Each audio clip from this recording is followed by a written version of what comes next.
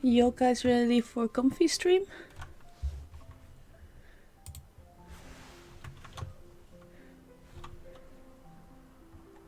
No bonk. It's comfy stream. No bonk.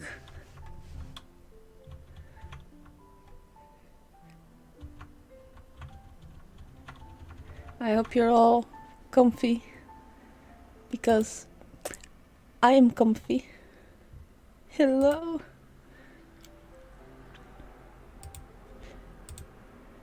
Okay. I'm super comfy. How are y'all doing? I literally woke up like 2 hours ago, so I'm still waking up. No. No. I wish I could just walk around with just a blanket over me. I might do that to TwitchCon. I might just do that to TwitchCon. I still have fleece. I can just make a comfy blanket.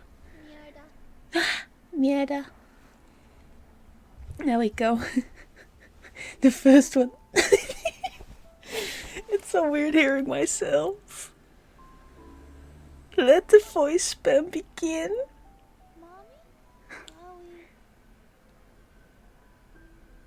I hope it's not too soft. Like I don't know if the volume is good. Oh no! I'm gonna put it a little bit louder for you guys. But then I have to change. Let's see. Oh, my mouse is doing weird again. There. There. There we go. So...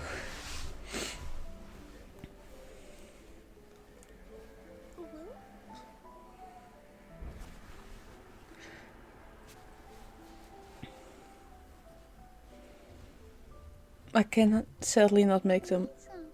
Ah! I cannot make them super loud, sadly. When recording them, they were just a bit soft already.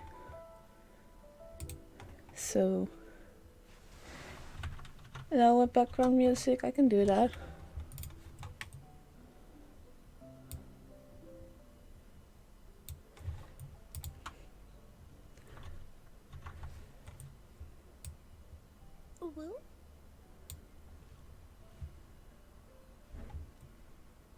How is that for the uwu?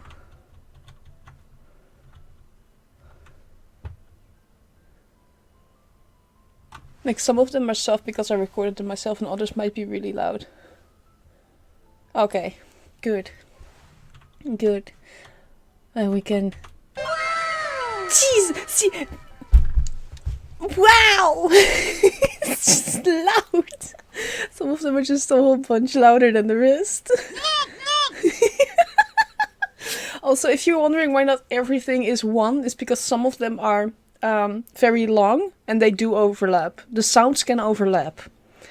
So you can just spam everything and then it just... You fell for that! Yes!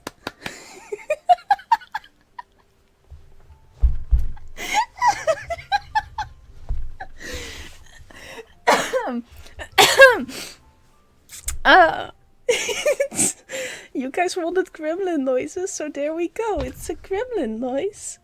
It's a gremlin, Ada. It's super cute. It's very on brand, super scuffed and shit. Okay. Can I just by the way say I like this? This looks really cool.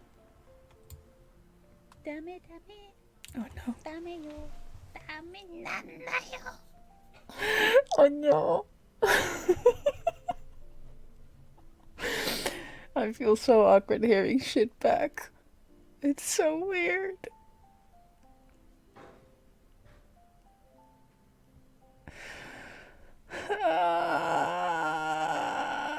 Not scuff.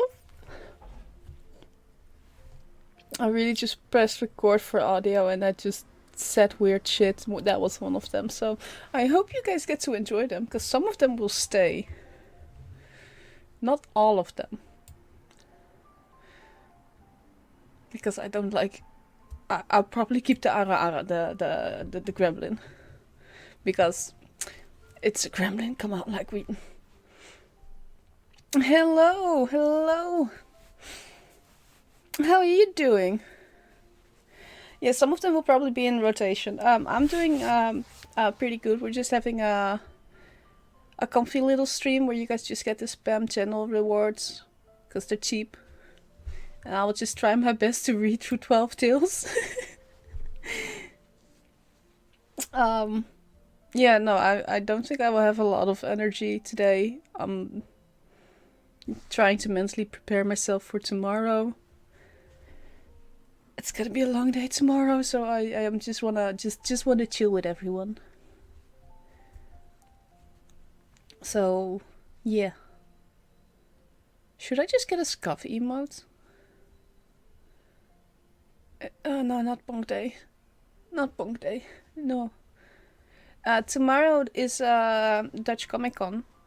I will be going and I will be going. Oh my god, my voice! I will be going to Dutch Comic Con, and to kind of get there on time, I will have to wake up around like 5 or 6 a.m. because I want to be there in the morning. It's a regret. Yeah. God damn it. But yeah, get your blankies out. Yeah. It's 7 jam. Time to get blankies out of me comfy. I'm just gonna start reading. I hope you're all having a great day. I'm just gonna try not to be too scuffed with my voice. Okay. Oh. Yeah.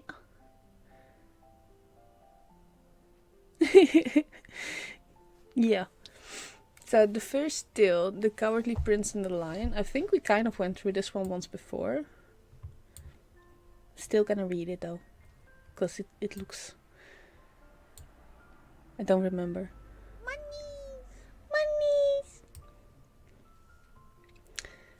The Cowardly Prince. In a certain country there lived a prince named... Hello! Hello! How are you doing? Welcome to the reading stream, where we just comfy, grab your blankie, enjoy your time. In a certain country there lived a prince named Tamalo? Ooh, nice name. Who was sharp of mind but weak of spirit. His father was a brave king. Strong, wise and loved by his subjects. But a noble example, he said, served only to weaken Tamalo's spirit. Monies! On one occasion, his father told him thus, soon, my boy, it shall be time. It shall be time for me to retire, upon which thou shalt become king. Well, the announcement delighted the prince. It filled him also with a terrible dread, for he did not have the spirit required to ascend to the throne. I cannot do echo, but In his vexation he wandered from the castle, lost in thoughts. Emotional damage! Where he got emotional damage. Cool. Whereupon he encountered a fearsome-looking lion. The prince tried to flee, but the lion got him easily in his paw, lifted him to his gaping mouth, and swallowed him whole. I finally have a proper reason to use that emote. Aww. At first the prince thought he was doomed, but at length he began to reconsider his position. Ooh. At least I no longer have to become king, thought the prince. After taking a deep breath he said to the lion, Mighty lion, I am the prince of this country, and the day after tomorrow I was due to become its king. Since thou hast now swallowed me, however, thou must needs become king instead. King, eh? Replied the lion. I shan't complain about that. Thereupon the prince led the lion back to the palace. The courtiers were shocked to see the lion enter the palace, but the prince pleaded with them from inside his stomach. And the lion was accepted as king. Cool! The lion proved to have quite an aptitude for royal duties. Whensoever there was a dispute in his kingdom, the lion would simply growl at the quarrelers? Is that the word? Ooh. Yeah. Stop complaining or I shall eat you alive. Whensoever a bridge was swept away by a flood, the lion would simply use his paws to rip down a tree and lay it across the river. Yes, super comfy. Get your blankie. You guys can just not read there. Regarding scuffed. Regarding taxation and legal matters, the lion was utterly ignorant, but whensoever such a problem arose, Prince Tamala would speak to him from inside his stomach and provide him with a sound solution. Yay! Comfy! I need comfy emotes. Next part. The two dragons. After some time, news reached that the king... Oh, what? I'm reading. Rewind, I want to do it again. After some time, news reached the king that two dragons were ravaging the east and west edges of his kingdom. Ooh. The people were terrified and looked to their king to deliver them from this terrible evil, upon which the king announced that he should go and smite the dragons himself. But even the fearsome lion stood no chance of defeating two such terrible dragons. Dragon.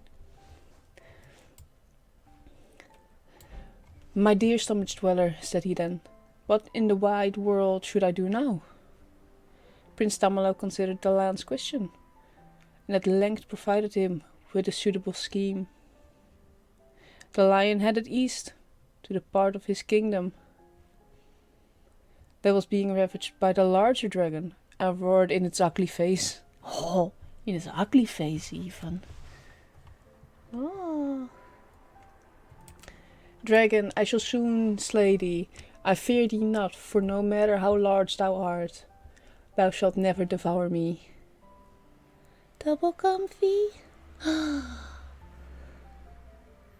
Oh, scoffed the dragon, we shall see about that. Upon which he ate the lion whole. From inside the dragon's stomach the lion said, Dragon, thou... Dragon murder? Yeah. Thou art now the king of this land. It is therefore thy royal duty to defeat the dragon ravaging the western part of thy kingdom.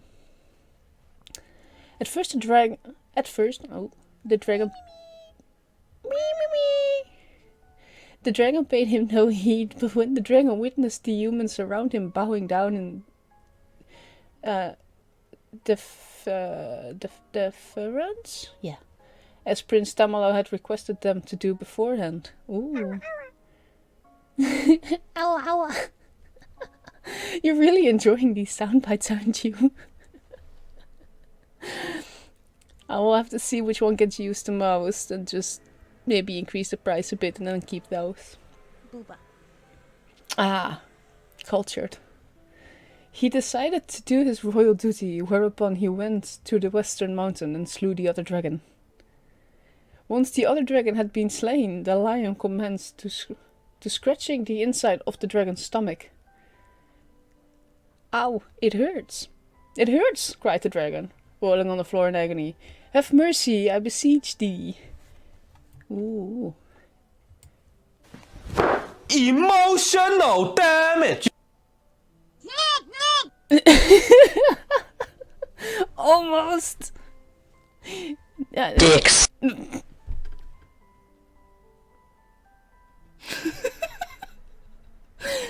I'm very mature. To which the lion said, oh wait, that's actually really cool. And the lion did not say mommy. No. To which the lion said, if thou wouldst not feel this pain, thou must promise never again to hurt the people of this kingdom.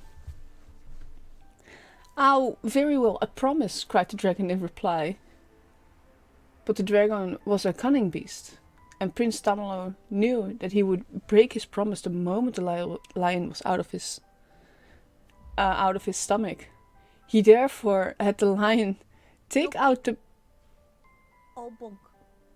No cake. Only bonk. If only you could bonk me for that one. Where was I? He therefore had the lion take out the babbling berry that he had told him to bring with him and placed it inside the dragon. This berry was known to make noises that sounded like someone muttering to himself. Sad, no bonking. Oh no. Oh no. With that babbling berry in his stomach, the dragon shan't notice when the lion escapes. Thought the Prince Tamalo. Later that night, when the dragon was sleeping, the lion crept out of his gaping mouth and set off back to the palace. The dragon left the king and his subjects alone forevermore. Suck my tasty dick. Oh, the combination of those two is scary. Oh no. Oh no. Oh no. Wow. Great job. A new king. The kingdom had been at peace for 10 years when the lion said to Prince Tamalo, Stomach dweller, it is time thou camest hence from in there. Hare? I would have thee take my place on the throne. Prince Tamalo was shocked and he replied in quivering tone. Hello there. I don't think Tamalo replied, hello there, General Kenobi. I fear that I do not have the spirit to become king. Pussy! But thy judgments over the past 10 years have invariably been wise, said the lion. That is, as may be. Nice car. But I am a coward, replied Prince Tamalo. Oh God, I regret some of these so much. It was only because I was protected by a great strong lion that I could act so decisively. Yeah, I tried to name them a bit weird, so you would have to actually check them out.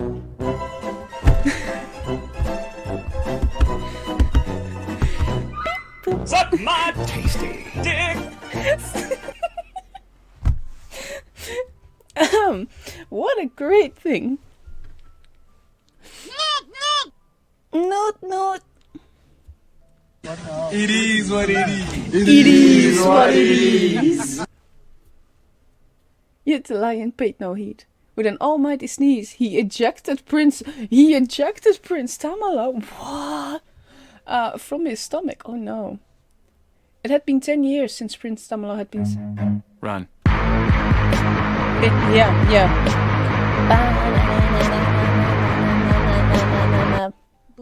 Booba. It had indeed been 10 years since Prince Tamalo had run.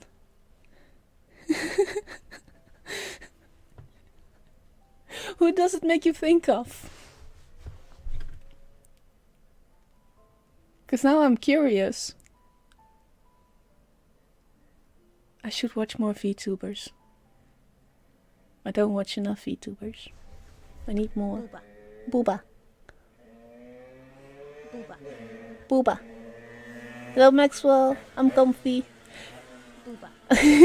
Also, yes, some of the sounds are louder than others Booba. because some of them are recorded by me. Booba. Booba, like this one. Booba.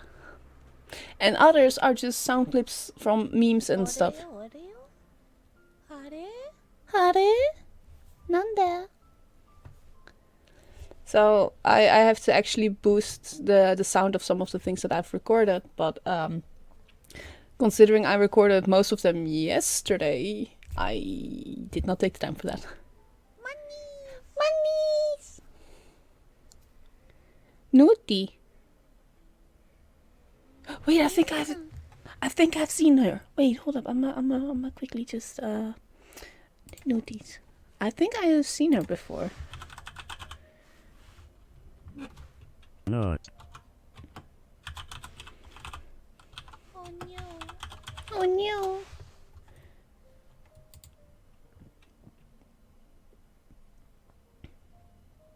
Yeah, I have seen her before. She's so cute. She is really cute. E. I can't do E. Try R. Try R. It's a question mark for a reason. Try R. Do it.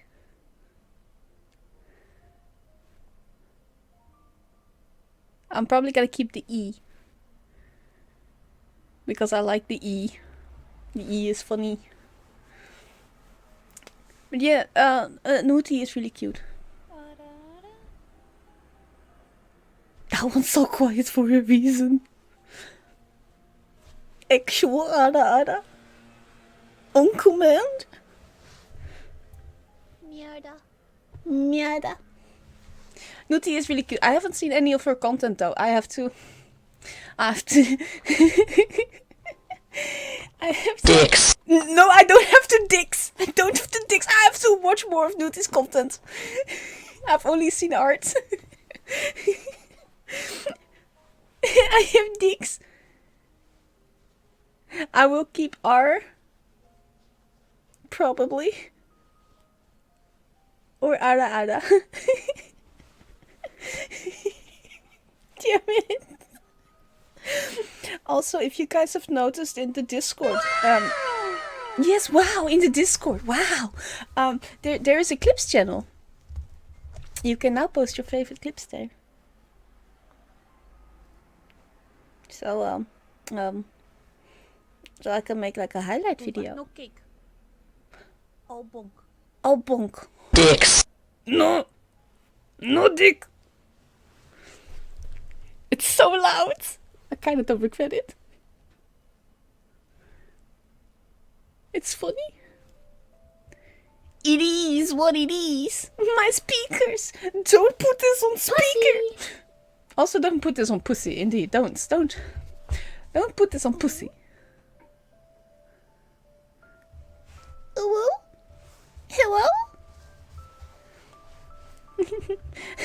Dicks.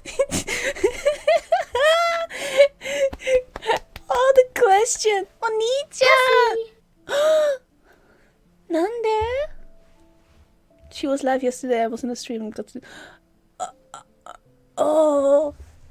Nude, ready. Booba. I might have to go and look her up. I need her links. Because I just follow artists that draw VTubers. Mommy? Sorry. Mommy? Yeah, I know. I know they don't do that.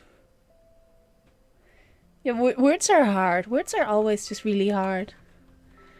Words are, horrible? Terrible? Everything but easy. Oh, man. Words are scuffed. Yes, scuffed. As scuffed as my singing and my voice. Scuffed. I have to sip. I don't care if you guys don't have to hydrate. I have to sip.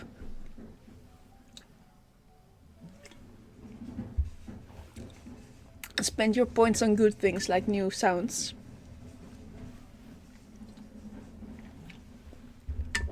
Oh man. The sips are good. Let's continue. With an almighty sneeze, he ejected Prince Tamalo from his stomach. It had been 10 years since Prince Tamalo had seen the wide world outside, and could not believe his eyes. The lion's mane was now full white, and his face was covered in wrinkles.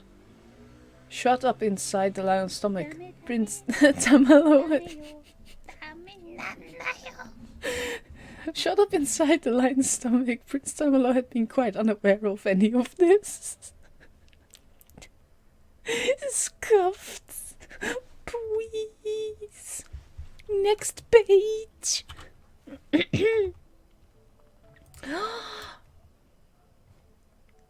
Look at these people.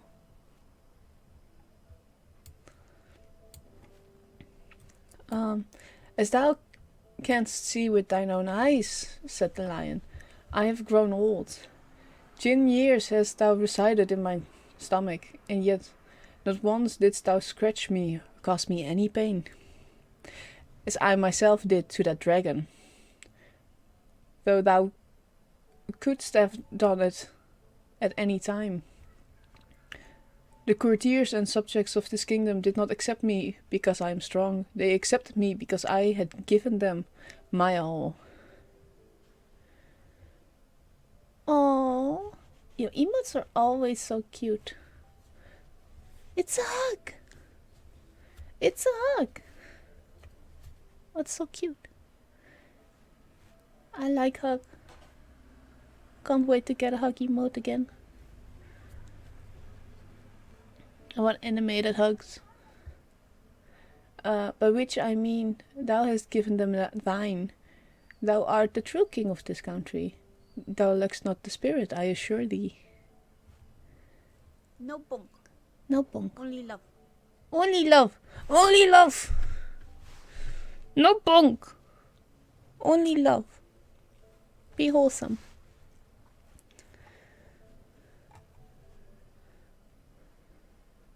Aww, that's so cute.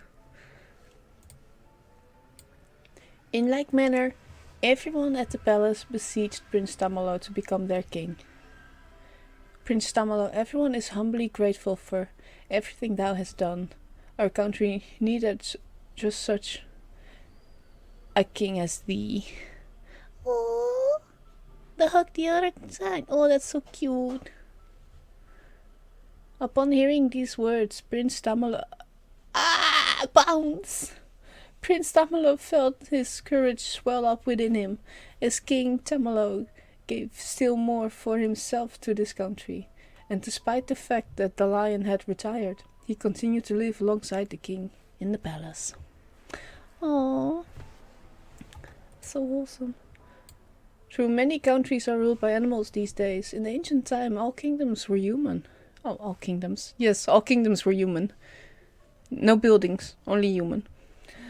All kings were human, indeed. The magnificent lion, about whom you have just read, was the first ever animal to be acknowledged as a king. And the world has never been the same since. Oh, that was the end. That was the first story. That took me 33 minutes. Wow. We're gonna be here for like hours. Comfy stream. For hours. Comfy. The second tale. The Squirrels and the Bramble. Yes. Comfy stream for hours. Protectors of the forest. Mommy? Sorry. Nice cock.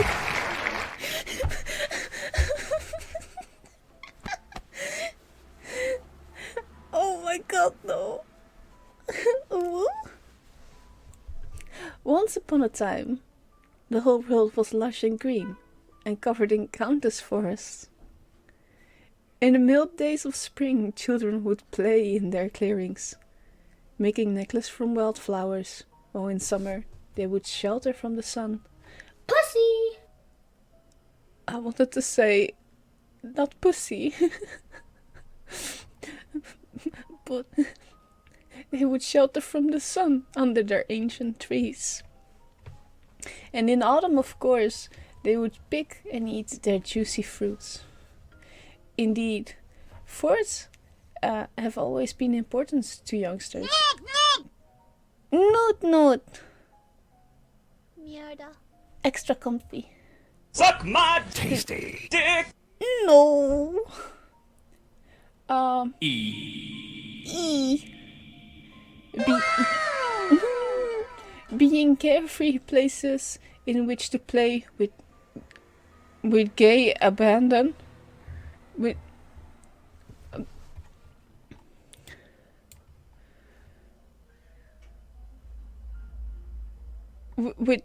the gay okay, so with happiness. Happy. But what do you know of the forest guardians? Every forest has one. They are believed to be godlike creatures that protect the woods they inhabit, as well as all the creatures that dwell within. But how do these guardians come into existence? Wow. I think we got this after we beat the first guardian. I don't remember. No human knows for certain, of course, but it's believed that they are somehow selected from amongst the creatures that live in the forest. Naturally, since the guardian is responsible for protecting all the forest inhabitants. They probably are.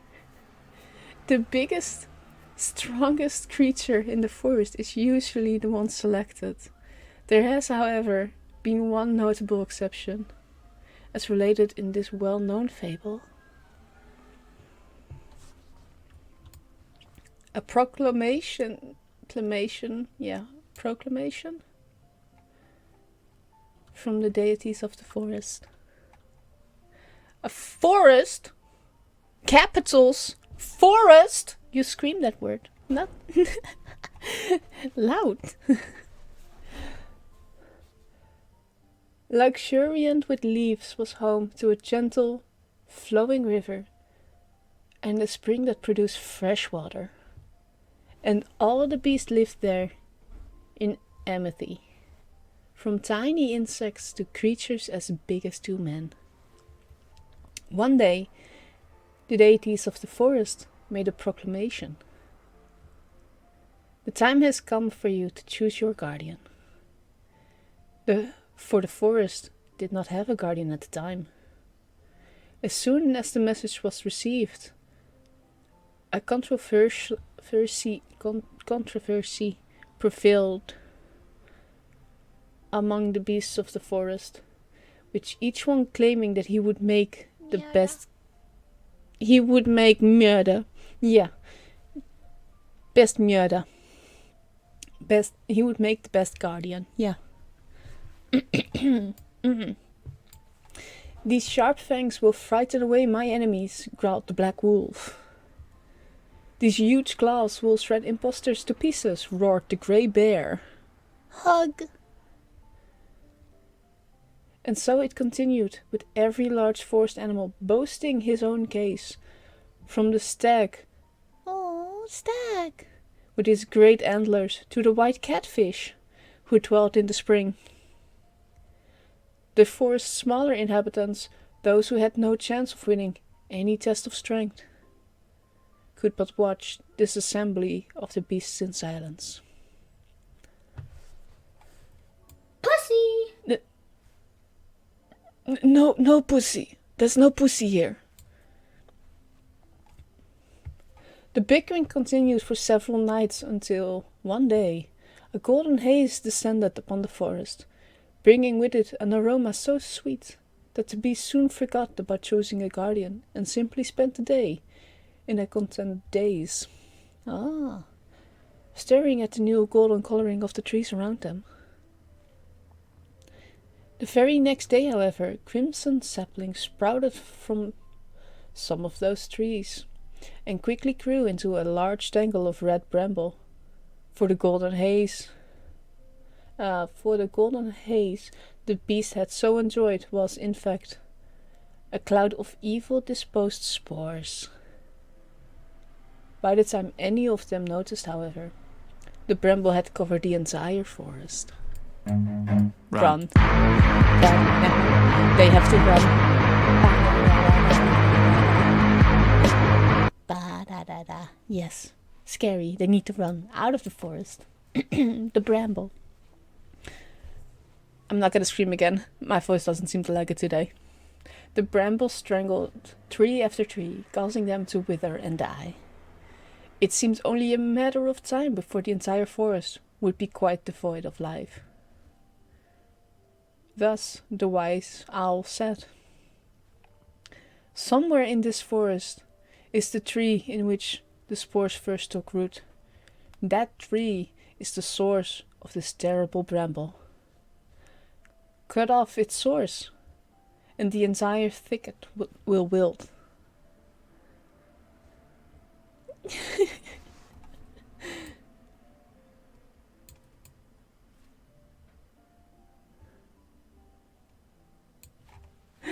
Oh, happy thoughts. Desperate to save their forest, the black wolf and the grey bear resolved to find the tree that the wise owl had mentioned. However, the bramble had grown so thick and so dense that their great bodies simply would not pass through it. It was time for the smaller forest creatures to come to the fore, the ones who abstained while the other beasts had bickered and boasted about who was the strongest. And so the mottled snake mottled? The snake slithered through the bramble, moving deep into the forest in search of the tree where the first spores took root. Alas, the bramble wraps the tree completely, hissed the snake. We shall need to cut through it somehow, but I have neither claws nor teeth, only this forked tongue. Upon hearing the snake's report, the blue woodpecker leaped into action. "I shall peck through the bramble in no time," he chirped with confidence. But as he neared the tree which the snake had described, the bramble became too thick, and he was quite unable to spread his wings, let alone fly close enough to peck at the bramble. And thus he went back dejected. Look at them. There's a little mousey and a little bunny and a wink wink. Squirrel.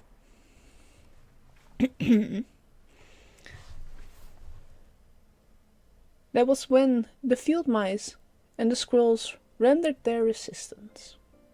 "These sturdy front teeth of ours shall gnaw through the bramble," squeaked the field mice. "But the bramble goes all the way to the top of the tree," observed the squirrel. "He's smart." "Can you truly climb so high?" The field mice had to concede that they would not. They could not. I can read. That's why I'm doing a stream. And so it was the squirrels who set off to cut through the bramble that surrounded the tree that had been the first to succumb. Hello. Well, you overslept and you're probably gonna fall asleep again because we're reading stories. It's bedtime stories. But this time it's not go the fuck to sleep. But look at these cute animals. Also, thank you. I got a blankie.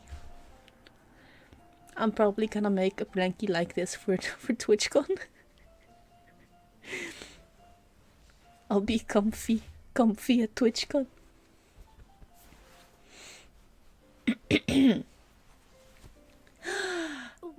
Ooh. Hello. The squirrels soon reached the tree and scaled it with ease. In no time at all they were nibbling at the bramble and making light work of cutting through it. No sooner had they begun to chew their way through the bramble Then larger parts of the thicket that covered the forest fell away and withered. And so the squirrels decided to continue nibbling until the tree was completely free of the bramble. Bramble. Yes, I can read. Alas, the bramble contained poisoned spores, and the squirrels who swallowed them soon felt the effects and fell lifeless to the forest floors. Forest floor, not floors. How many floors does a forest have? And yet, this did not deter the other brave squirrels who had resolved to rid the tree of the bramble and save the forest at any cost. And each of them continued to chew the moment the last bramble was cut, and the entire tangle withered away. The last remaining squirrel fell from the tree, dashing its head upon the ground. Oh. The squirrels had saved the forest. When the black wolf and the grey bear were finally able to wade through the dead bramble, they came across the bodies of the dead squirrels and let out terrifying cries. Well, that's not a good fucking story. Look at them though. Little puffy little cheek. Little puffy little cheek. Oh, that's kind of sad. I don't want to look at that. Little puffy little cheek. Let's not look at the dead squirrels. A puffy little squeak. The Guardian. As the animals' cries rang out, the squirrels' souls floated from their bodies as pure orbs of light. The black wolf and the grey bear watched in amazement as the orbs floated into a hollow in the tree, bringing it back to life. The deities of the forest had spoken. The squirrels were the forest's true guardian. Though they were among the smallest and weakest of the beasts, their courage was greater than all of the largest creatures. Size has no bearing on a creature's stature. Aww. Aww. Yeah, we actually kind of went fast through that one. That one was sad. It was sad. Mierda. Miada. No, that's what the bramble did. The bramble meowed at the squirrels. No. That's sad. Okay. Not. No, not. I need to take a sippy again.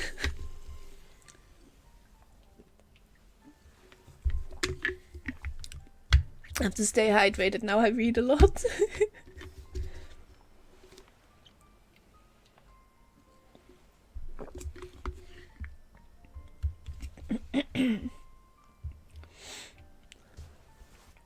Okay.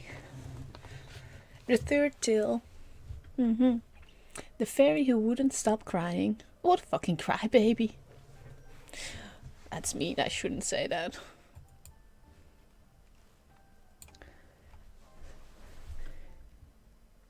You've made cheesecake. I baked brownies yesterday. I still have to decorate them for tomorrow, but I made brownies. It's so full. That's so good. That looks so good. Cheesecake's good. I might make cheesecake. Might be fun. Yeah. The fairy. He said, big cry. I hope your cheesecake tastes good. Cherry pie filling on top because we had nothing. Oh, but it can still be really good. Oh, cherries. Ow. Sit tight, boys and girls. I've got a story to tell you. A fairy tale. Emotional damage! This is probably gonna give us emotional damage, just like the scrolls gave me emotional damage. I'm so close to fucking tears when I was reading the death of those scrolls. I cannot handle. It's animal death I don't like. A fairy tale, if you like. Fairies like me used to be 10 a penny. Okay, see, but you'd be hard pressed to find one these days. Always on the move we are. Anyways, this story is about a very special fairy. And well, it all happened a long, long time ago. The fairy's still going strong today. Or so I hope. Anyway. Right then, let's get cracking. In it. Suck my tasty dick. No! I refuse! This story is about a little fairy who wouldn't stop crying. Sobbing he was, day and night. Now, us fairies are a hell of impressionable. That's a word. What the fuck? Especially when we're little. We learn all sorts of tidy tricks from other fairies, but we can pick up bad habits just as easy. I don't know whose miserable mug this poor dab saw when he first popped out into the world, but it must have been proper tragic. 'Cause the first thing he ever did in his life was cry. Then he kept on crying. Now it's not like this fairy wanted to be spouting tears all the time. He just couldn't help himself. Every time it got dark, he would well up. Like blinking clockwork he was. Pussy! He was a pussy, definitely, yes. What's more, young fairies can be a hell of a cruel. And this little cry fairy got ripped something terrible. All of which just made him want to cry even more. The puddle of tears. One day, a traveling wizard happened to spot this fairy standing next to a puddle of tears. He was proper nagged, this wizard, and hell of a thirsty. So what he did was, he took a drink from the puddle, ain't it? That's lovely, he thought, and felt 10 times better straight away. Then off he went, with a spring in his step, and got on with his wizardly work. A bit later, when everything was done, he decided to go back and thank the fairy, for the tears he drank, I mean. But when he came back, the puddle was even bigger than before. You are a wizard, Harry. Hello? Hello? Oh, fairy, he said, in this grand old voice. I almost did that, my voice is fucking old. Why do you cry so much? I've been gone 3 days and you still weep? Fucking crybaby. Sob, said the fairies. Scared I am, like, scared of the dark, and I don't know what to do about it. After a few more sobs, he went on, and everyone makes fun of me. Good for nothing I am, life's rubbish.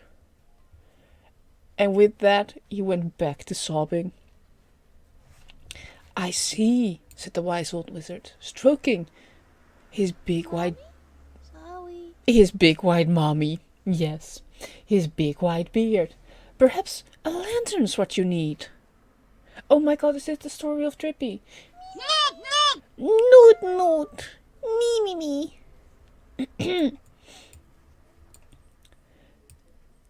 So he whips this tiny lantern out of his cloak. Dicks. I hope not. I hope he doesn't do anything with his dick if this... No. And plonks it on the end of the fairy's nose, right? Now the light from the lantern... Not. Yeah, not. It's flippin' Drippy. Fuck yeah. I know it's written by him because it's so filled with like in it and... Oreo. Hare? Nanda? Now the light from the lantern made the fairy blink like mad, but it didn't half cheer him up. And sure enough, he stopped crying. Anita. Felt like he had been born again, he did. You see, little fairy, said the wizard, you shall never be in the dark again, no matter where you go. I'm not scared anymore, the fairy gasped, cracking the first smile of his whole entire life. And you are no longer good for nothing either, laughed the wizard. That smile of yours will bring comfort to a great many people. Come with me and I shall show you. So the fairy packed up his debts in a little bag and went off with the wizard. Wow! Yeah, he went off. They had some pretty hair-raising adventures and all, but the fairy never once got scared. He had the lantern on the end of his nose, see? And even after he parted ways with the kindly wizard, he never cried again. And the light of his nose is still shining to this day. Have a look around you, like you might be right nearby. Well, what do you say? Proprietary deal, wasn't it? Wasn't it? I bet you've got a tear in your eye now. That's so awesome. No cake. All bonk. All bonk. No cake.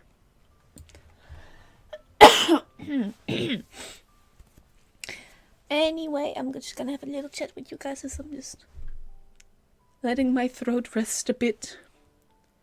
How are you all doing? A stretch break, yes. How are you all doing? Have you eaten food? Have you taken your sips? Have you taken medication if you need any?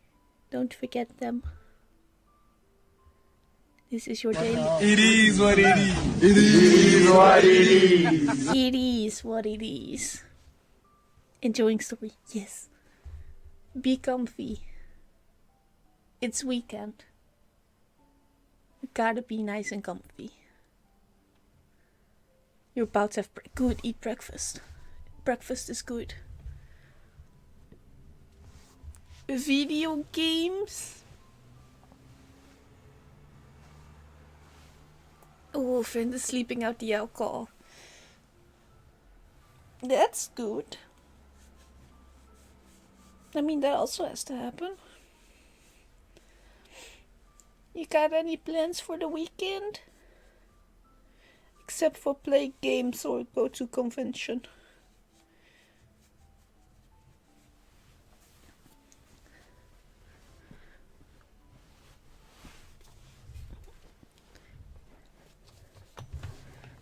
Or is it just play games and go to convention?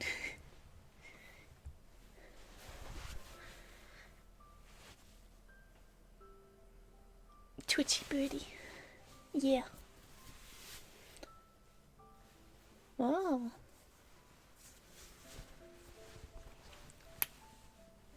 Okay. I've done my stretches. I've only popped one shoulder. Which is good. Only one shoulder pop. We'll see what happens next.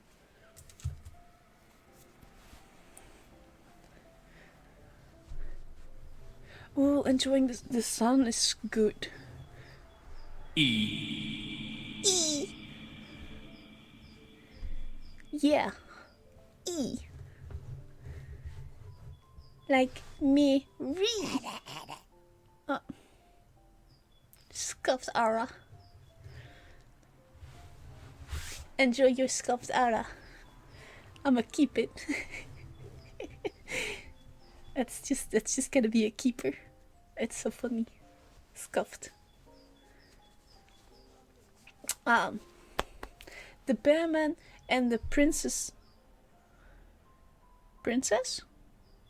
Yes, princess. I can read. I know words.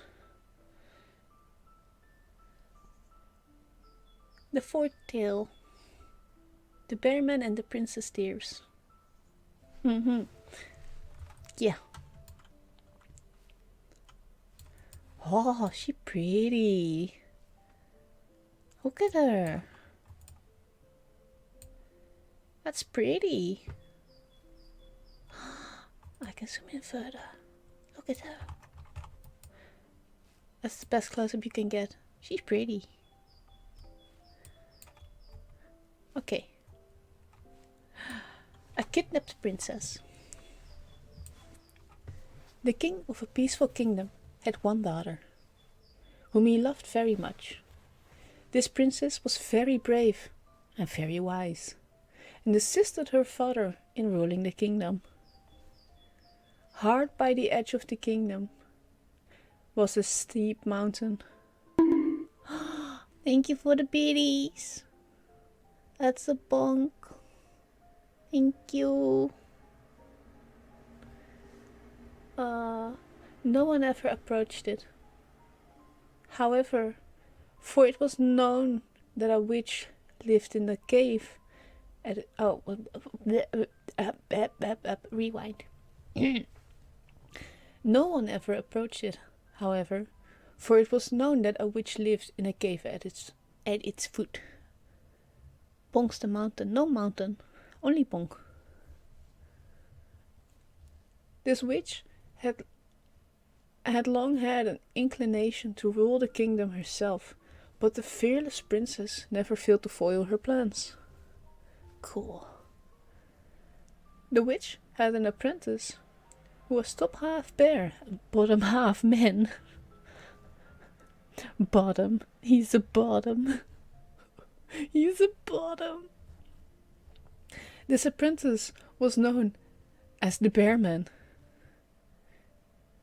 for that was his name. Hello. And was fearsomely strong, but very dull-witted, and always carried out the witch's commands to the letter. One day, the Bearman was in a cave making potions when the witch returned with a young woman. It was, yes, guess, Cake! Keppo with cake! Keppo did not come with dicks, Keppo came with cake. Look at the cake! Why? What was the timing on that? But go grab a slice of cheesecake. and enjoy the break to just Dicks. don't and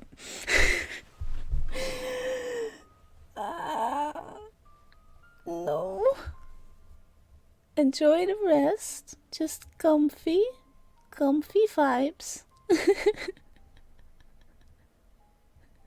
You will enjoy dicks when you want to. I mean, I'm not stopping you if you want to. Dicks. But Keppo didn't come with dicks. That's Suck my tasty dick. No, I refuse.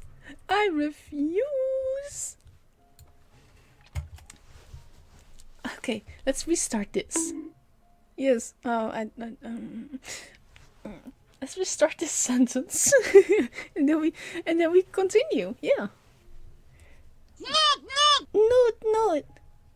The Bearman was in a cave making potions when the witch returned with a young woman. It was, yes, guess, the princess who was always ruining her plans. The Bearman looked at the princess and was twice shocked. Firstly, at how wondrous fair she was, and secondly, at the sight of her hands and feet, which the witch had turned to wood using magic. Ah.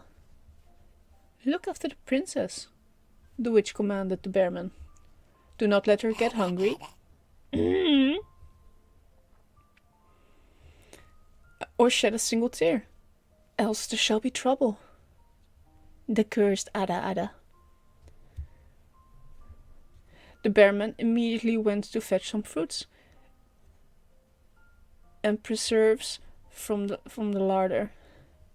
Since the princess' hands had been turned to wood, the Bearman tried to put the fruit in her mouth directly, but the princess turned away from him and looked instead at the witch. Oh, what will you do with me? I shall tell your father that I have taken you. Oh, that I've taken you hostage. Ah. the witch replied, and demand his kingdom in return for your freedom. Look at the witch. Look at her. She nasty. That would be a waste of time, retorted the princess. Father is always telling me not to believe anything witches say. He will not trust you, even if I am in mortal danger. Silence, shrieked the witch, and with a wave of her hand cursed the princess, who became quite unable to speak. The witch had stolen her voice. Oh no. She's gonna use the bear man. Be smart, woman. Use the bear man. Oh no. Oh no. Anissa. Ah. Anissa. Ohio. The next day, the witch went to the palace to negotiate with the king, and it was left to the bearman to provide for their royal hostage. The bearman liked looking after the princess. He felt sorry for her, with her wooden limbs and stolen voice.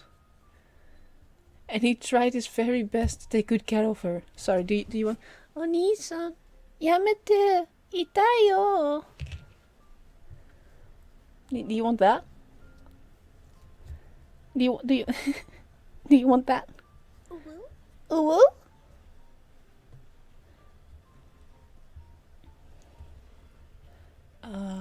He tries very best to take care of her. Yeah. The bearman was in fact very kind, you see, and despite doing evil things, he was happy knowing that the witch would not scold him for being kind to the princess. After all, it was the witch herself who had commanded him to look after her. I don't know.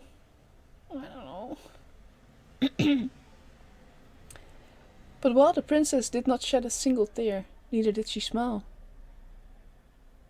Neither did she smile so much as once. The bearman used the finest ingredients to cook dishes that he hoped would make the princess happy.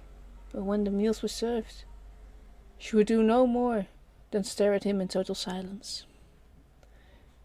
Now the bearman knew that the princess would only smile when her hands and legs were free again. Suck my tasty dick! No, Nice cock! I refuse! I refuse! Stop asking me to do that. That's... No! She would only smile when her hands and legs were free again. Oh no. And she had regained her voice. But the bearman could not lift the curse himself, and he knew that the witch would never do it. All he could do was continue to cook fine meals for the princess. Booba. No. Booba. Next page. No pong. Only love. Only love.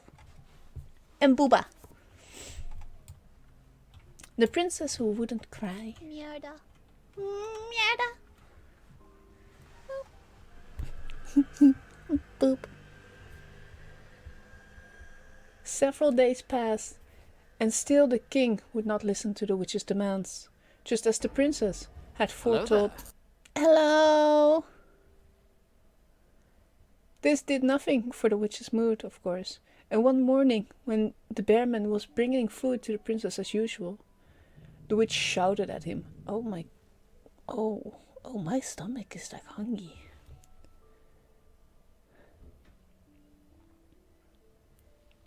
Oh no.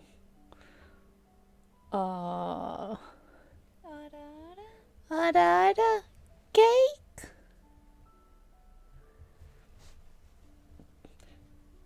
The witch shouted at him, "Why are you wasting such good food on her? Anything will do as long as it stops her from crying." But I thought that the princess would be happier if she could eat fine foods, mistress.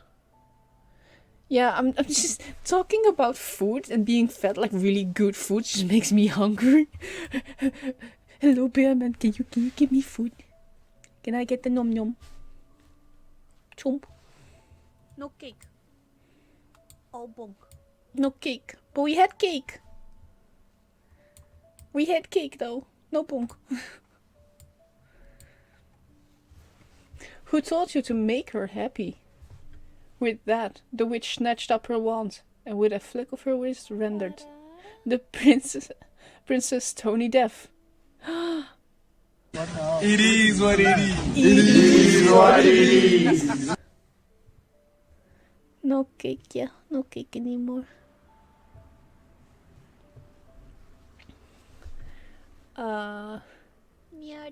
Mierda. She rendered the Princess Tony deaf. She then proceeded to tell the bear man a secret. There's a reason why I told you to stop her from crying. If she sheds but a single tear, all of her curses will be lifted at once. Money! Suck my tasty dick! No! I refuse!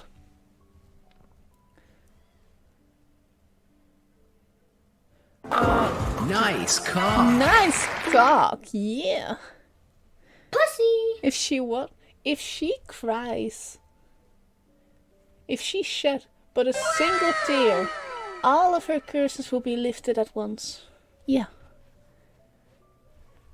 The bearman now realized that the witch had not wanted him to be kind to the princess or to look after her. She had simply wanted him to stop her from crying. He now knew what he had to do to make the princess happy once more. If she shits... If she sheds... I have to enunciate better. That's my bad. Okay. Let's see. The... E. The next time the witch left the cave, the bearman put his paws around the princess' rosy neck and started... He did not start to... No. He did not start dicks. No. Hold up. Hold up.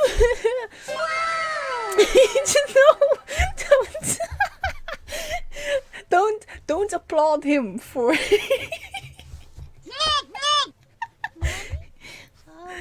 Also, good to know that the cheesecake has been consumed, and thank you. Thank you for the berries. The bearman puts his paws around the princess' rosy neck and starts twisting. Yet she still did not cry. The bearman felt he had no choice but to strike her. He was strong, and the poor princess was unbalanced on her wooden legs. She fell to the ground violently.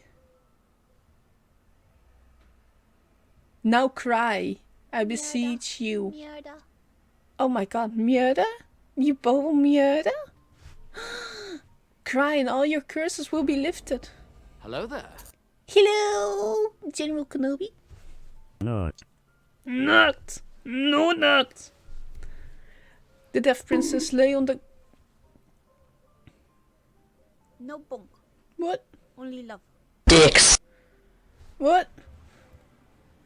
Dicks. Damn it. What? Damn it. Hello? Dicks. Hello, what?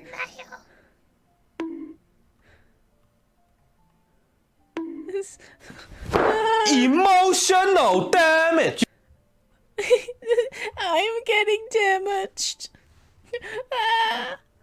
Oreo. Booba. Dicks. No dicks, only booba. Dicks. No booba. Booba. Dicks. No. Dicks. Money. Booba. No dicks. Dicks. No. No. Dicks. No dicks. Only love. Oh no.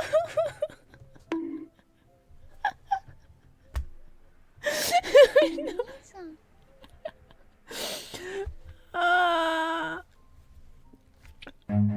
Run. I have to run. Yeah, no.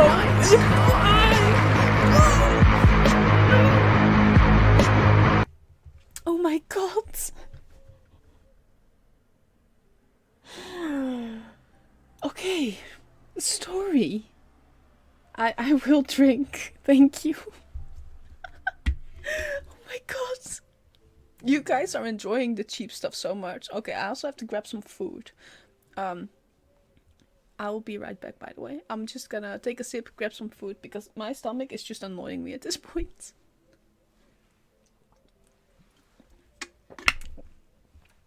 Yo, this was This was not supposed to be dicks. It is what it is. Dicks. It is what it is. Dicks. This was supposed to be... This was supposed to be a comfy stream. And it's never how I played it, okay? I'm scuffed for a reason. Okay, I'm gonna... Nice cock. Nice cock! You guys have been putting dicks in chat. Rapid fire dicks. No spices. No spices. I don't want a sore throat. I don't want to sneeze and cough. And no. I will grab something easy to snack on. Mommy? Sorry. Well, maybe later. They will just stay on one.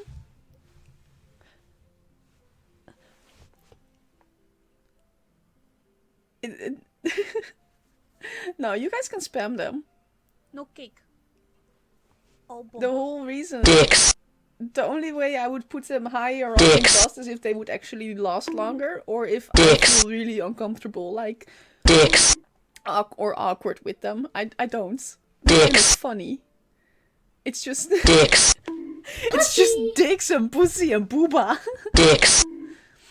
It's... It is what it is. But yes, It is what it it is. is what it is. Dicks. Yes. Yes. Bonk. I'm gonna grab food. Be right back. I'm gonna keep you guys just like this. It's only dicks. Yes. I'm just not even gonna mute you guys. Just No bunk. Only love. food. Do I have food? Nice cock.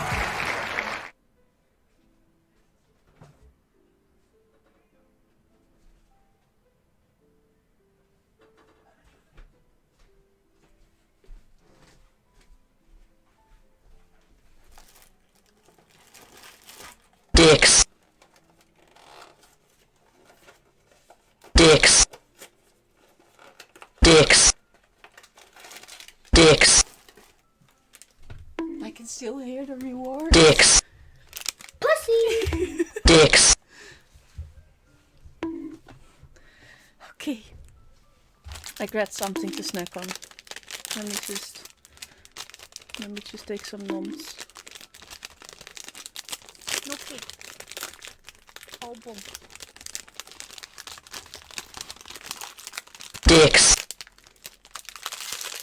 Dicks. Dicks. Dicks. Just bonk them once every minute or something. Dicks. Don't waste your time or your channel points on just the bonks. Dicks. Nuts is a Dicks. different one, yeah. Dicks. Dicks. Dicks. Pussy! Pussy! And booba? Pussy! And booba? Booba. Booba. No. Mierda. Mierda.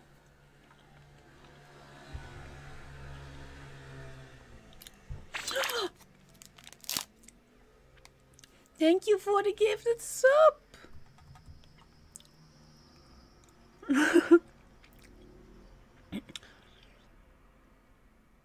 You still have a lot? Oh my god. Dicks. Your friends are dicks and ass and kids. Dicks. Oh my god. You had to Dicks. welcome points. Oh my god. Dicks. No. Just be active in talking in chat. Pussy. Just like put emotes in or something, because active chatters gets more points. Nice cock. Nice cock.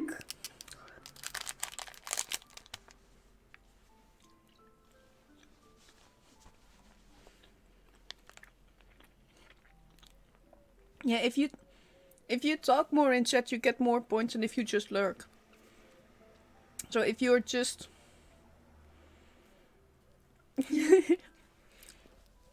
but depending on which Ada, it's worth it though.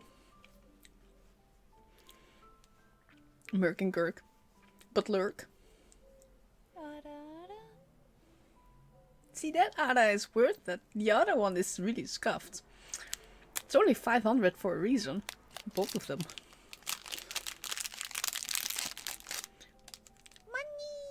Monies! And you spent so much. You guys spent so much on bonks. It's so worth it. It's so worth it to just have you guys just spam channel points on other things.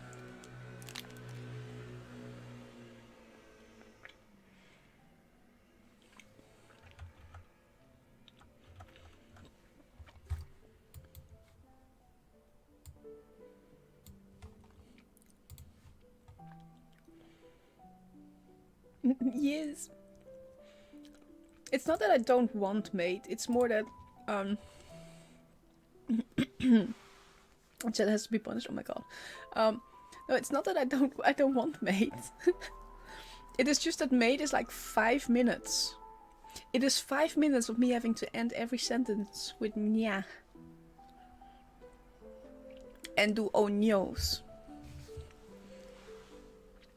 Which can get really annoying. It used to be the same points that it is now, but then for 10 minutes, and that was just not worth it. Boobanya.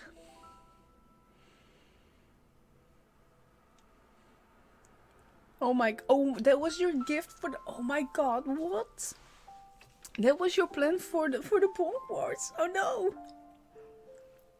Oh, that was the plan we missed out on.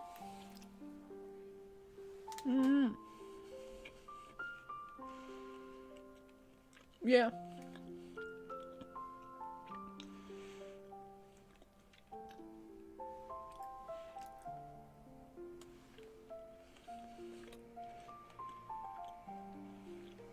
Mommy?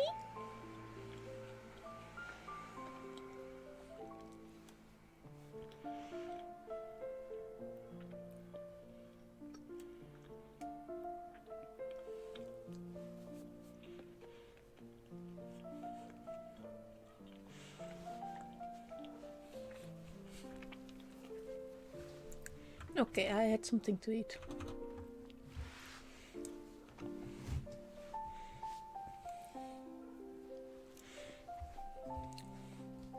I'll take a sippy and then we can read again.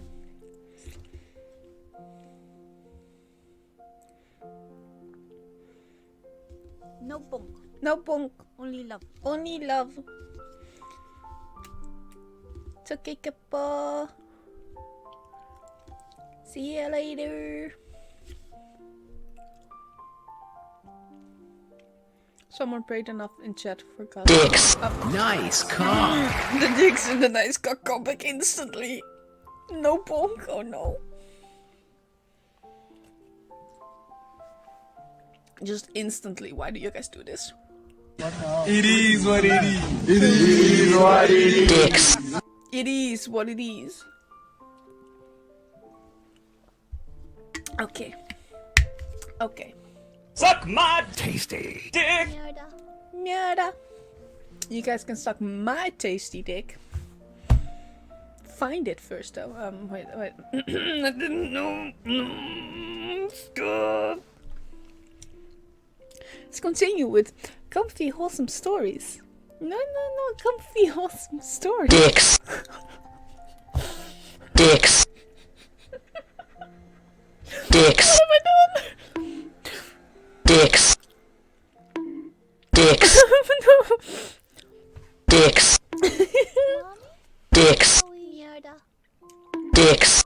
Mommy? Dicks. Okay, we were Dicks. the Deaf Princess. Let me just zoom in for a bit more. The Deaf Princess. Dicks. Dicks. The Deaf Princess lay on the ground, clearly in pain. Yet still, Dicks. she did not cry. She Dicks. simply continued to stare directly at the bearman. I am gonna continue reading the story, no matter what you guys do, just so you know. Dicks. The bearman, Dicks. for his part, resolved to treat the princess Dicks. with great cruelty. Dicks. He stopped feeding her, set snakes and... Oh my god! What? snake stop you in just a pill. Yes. That would do it. Oh no. He stopped feeding her, set snakes and insects upon her, and pulled out her beautiful golden hair. The bearman tried his best to be brutish, but when he looked upon the princess in agony, he felt so sorry for her. It is what it is. It is what it is. Suck my Tasty. dick. He started sobbing. Dicks. Though he hurriedly wiped the tears away with his big paws, knowing that he must not let the princess see him crying. It was too late. The princess had realized that something was amiss, and resolved not to shed a single tear, no matter what ordeal the bearman put her through. Ah. Oh, good job. The bearman snarled and bared his teeth, and treated the princess more cruelly than ever. But the princess was very brave and very wise. It did not shed a single tear. Tears at last. They just needed fucking yum yum.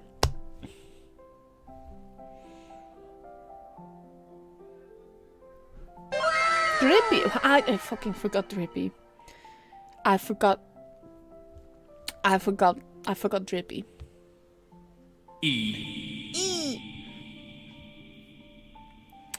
They needed Drippy here. Just fucking get tears. Just cry. Tears at last. A month passed, and the witch visited the king once more. When she returned to the cave this time, however, her mood had changed. The king refuses to negotiate, and there's no point keeping a hostage anymore. It is time to kill her. Miada. Oh. Upon which she waved her wands once more, sending a deadly arrow whistling towards the princess. Mommy? Sorry. The bearman immediately threw his great bulk in front of her, shielding her from the arrow, which pierced his chest. As he crashed to the ground, the wand fell from the witch's hand. Miada. The bearman's fate was sealed, but with his last morsel of energy, he opened his eyes and looked up at the princess. She stared back at him, her eyes wide. This music is not helping me. I'm so close to crying. Oh my god. Why did I do this? I have done Dicks. You guys ruining the moment instantly. Do the poop stuff. Oh my god. I cannot possibly cry when you guys just fucking throw dicks in here. Good job. Oh my god. Good job. I was so close to crying. I would have cried on stream. I have done such terrible things, and I will die an evil man in your eyes. Such were the Nice cock. sorrowful thoughts as he perished. You perished. He...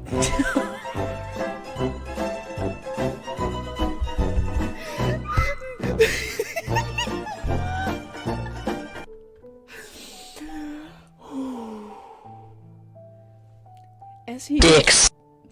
As he did dicks, no! As he did so, tears fell in a flood from the princess' eyes, raining down upon her wooden feet and arms, lifting the curse and returning her to normal. I am glad you guys are liking it. I've said it already, and I will just keep repeating it every now and then. Some of these sounds will stay. And some of them will just be removed. Like, I'll probably keep the dicks around. Like, it's just funny. I'll probably keep the noot noot and the me and the fill. Probably an Ada. I mean, you can... you just want to have a clip of me saying, we'll keep the dicks around. We'll keep the dicks around. Yeah. The dicks are allowed to stay here. You guys seem to like the dicks. So we'll keep them. For you guys.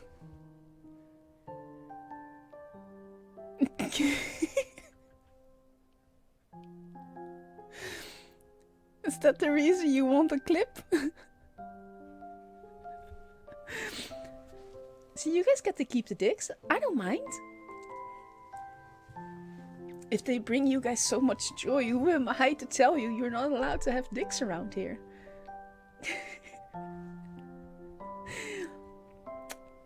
Who am I? I can't tell you what to do. Go ahead.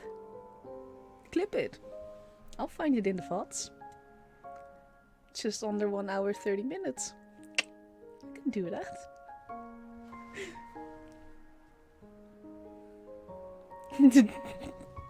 I'm not saying that. Not me.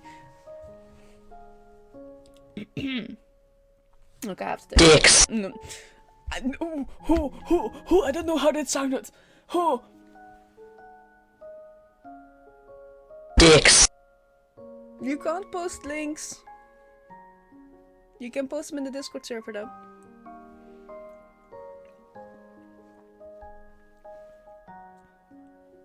Because I refuse to have mods actually. Just throw them in Discord. I made a clips channel. It's right there in the media section.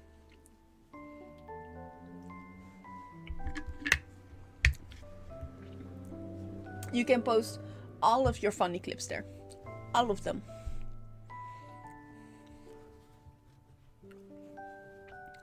Okay. Here we go. With the story.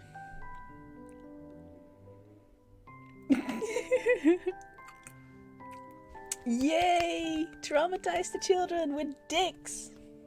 A nice cock. Yeah. Do it. Do it. Do it. They're cheap. Do it. Dicks. Yes, dicks. Do Dicks. it. Dicks. Dicks. Dicks. Dicks. Dicks. Dicks. Dicks. Dicks. Booba. Dicks. Pussy. Dicks. Dicks. Dicks. I applaud Dicks. for the dicks. Pussy. Pussy. Booba.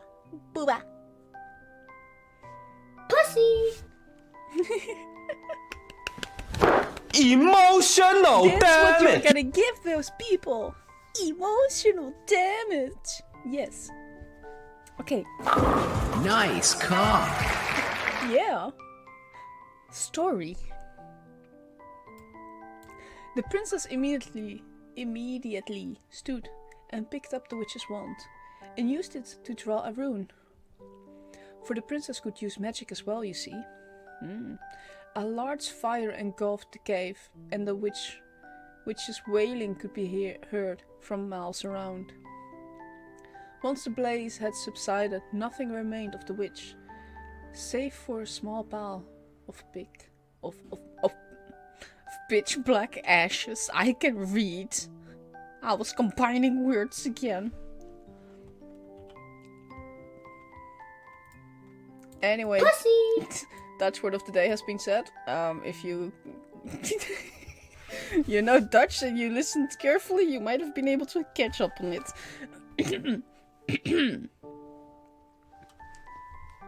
At that moment, the bearman was brought back to life. No, Mjöde? You're gonna head off? Okay. Goodbye. Enjoy the rest of your day. Thank you for having fun.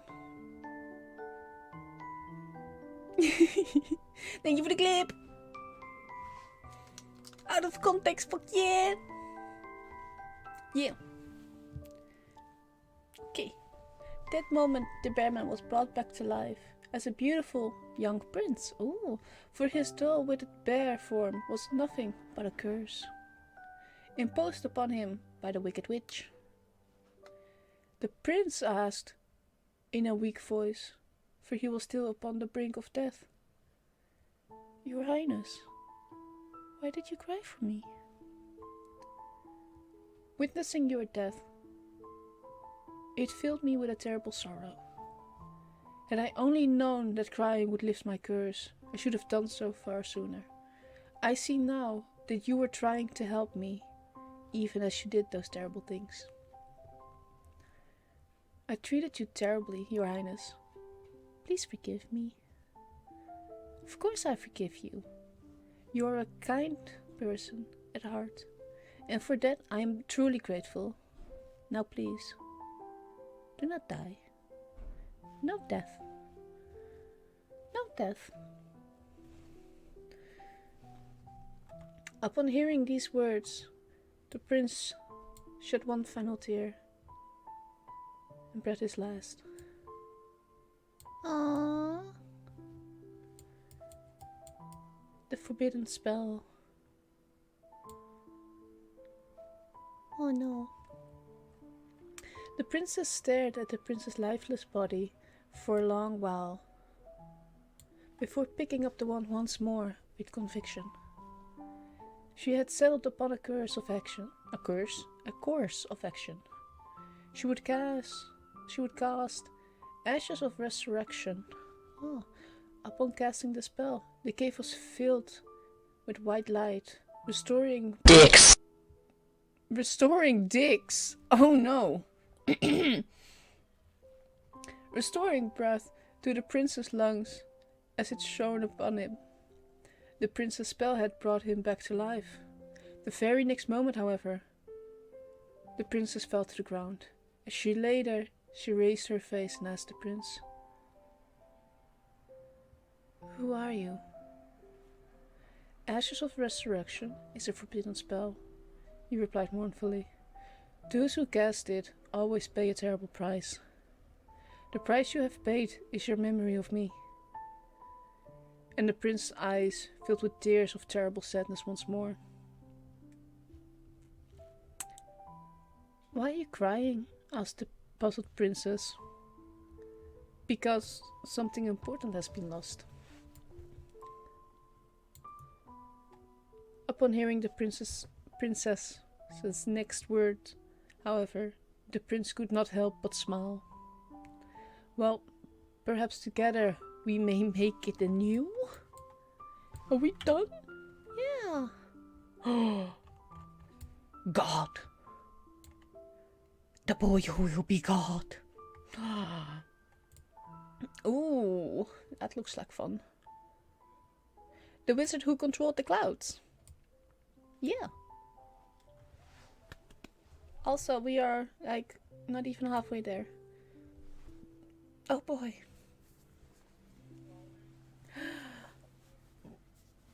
The wizard who controlled the clouds. You ready? There once was a boy wizard who was endowed with a great deal of magic ability. Oh, I got through that sentence good. Oh, safe. No sooner was he able to walk than he could cast spells. No other wizard could. Controlling the clouds above and making great seas and mighty mountains move at will. In truth, such feats did the boy more honor than he deserved, for he had not practiced any more diligently than other wizards. His talents were innate and had been with him since birth. The boy, however, grew up quite certain that he had been blessed by the gods, and came to believe that his rightful place was among them, in heaven itself. Fucking die then. Just perish. No sooner had the thought crossed his mind than the boy became desirous to make it an immediate reality. Fuck yeah, early death. Boys who are born with such exceptional powers are seldom accustomed to waiting. You fucking perish. You want to go to... you want to go and live with the gods? It is what it is. It is what it is. What it is. dicks, And he is a dick, yeah. A trial from the gods. Yeah. Oh, let me just... There. Ah, there we go. A trial from the gods. The boy made for Jabal al-Dukhan, the highest mountain in all the world, and climbed to its summit, reasoning that the gods would hear him more clearly if he were closer to heaven. Have you tried dying? Gods, I beseech you to listen. I am the most powerful wizard in this world. Verily, no man alive is my equal, and thus I believe that my place is in heaven with you. Death. I wish for you to consider me one of your own. No. Zeus would have just smite you. The heavens responded with an enormous thunderclap. I should read more. The boy wizard's insolence had roused the passion of the gods. The thunder was followed by a bolt of lightning aimed directly at the boy. I need to read these things. Or not, you know, it's funny. dicks, Yeah, it's funny. Dicks. Dicks, yes, dicks. Dicks. Dicks. But the boy was ready. With a simple wave of his wand, he swatted the lightning away. dicks, dicks, Look at that. dicks, Do you see? He cried to Dicks. the gods with glee. Do you see Dicks. how powerful I am? dicks, At length, a voice responded from the heavens. Boy, dicks, dicks, if you truly believe yourself to be as powerful dicks, as a god, dicks, then you may prove it by taking this trial. Overcome it, and your wish shall be granted. Hello. The boy leaped with great joy upon hearing these words, believing, as he did, that no trial was beyond his powers. Yeah, powers.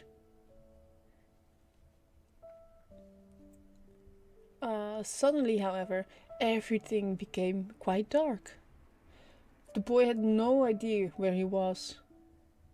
Indeed, his hand could not be seen in front of his face. The voice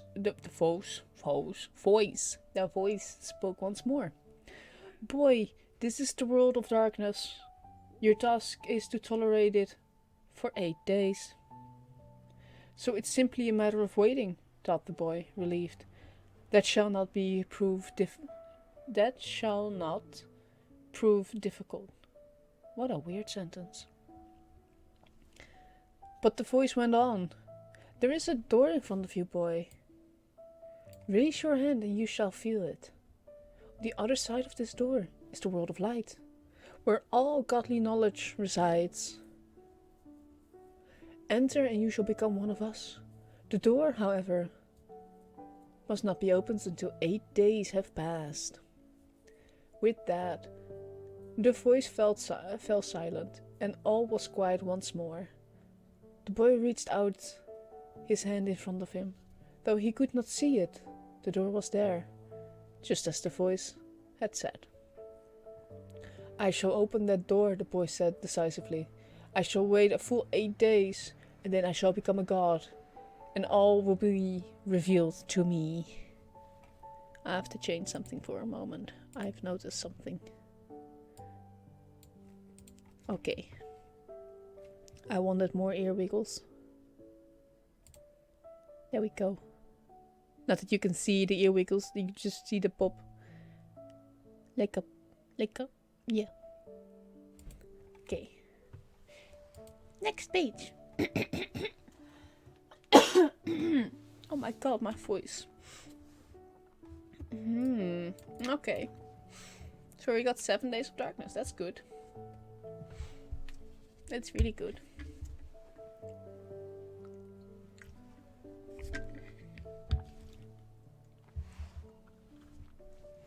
At first, the boy could do nothing but sit and contemplate his current plight.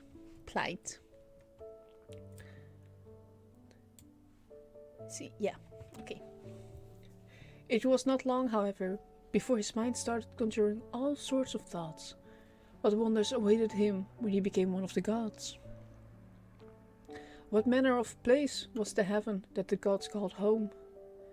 How would he treat his human minions once he was one of their gods? Probably horrible, you sound like an asshole.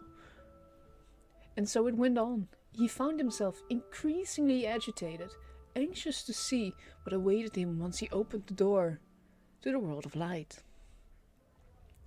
He kept his resolve for 6 days and 6 nights, but on the 7th day, the boy was overcome by curiosity. In 1 more day, I shall become a god, thought the boy. Surely it is of no consequence if I open the door a little early. Now he peeking and he ugly. He reached for the door once more and traced its even surface. Eventually his hand came across a small protrusion which felt like the cover of a keyhole. Timidly, the boy lifted it and looked through to the other side. A blaze of blinding lights flooded through the keyhole, knocking the boy a full cubit backwards. What the fuck is a cubit? It was incredibly bright. Wow. And yet he simply could not close his eyes. The world on the other side of the door was beyond the boy's human imagination. Its scale and beauty seemed to pierce his very soul. The world of the gods. The thought alone made the boy shiver, but even as he did so, he was plunged into darkness once more. Ooh, the ever-wandering eye. The boy had failed the trial, yet he was still allowed to enter heaven and become one of the gods, for they acknowledged his abilities, and showed compassion towards him. They could not, however, show the same compassion towards his eye, the one that had peered at the world of light. The eye was condemned. Dicks. It was not condemned to dicks. It was condemned to wander, disembodied through the skies for all eternity. But dicks, yes, dicks. The boy wizard's eye traversed the skies to this day, soaring above the birds, gazing down upon the world below. It can never hope to soar as high as the heaven, where the gods reside. However, indeed, it is trapped between the human world and the world of the gods forever. Occasionally, when it's overwhelmed with bonk chat. Occasionally, when it's overwhelmed with extreme dissatisfaction, the eye swoops down close to the earth's surface, bringing a devastating whirlwind in its wake. These howling gales are known to have destroyed cities and forests, and are rightly feared by ordinary humans. And so the consequences of the boy wizards... Pussy!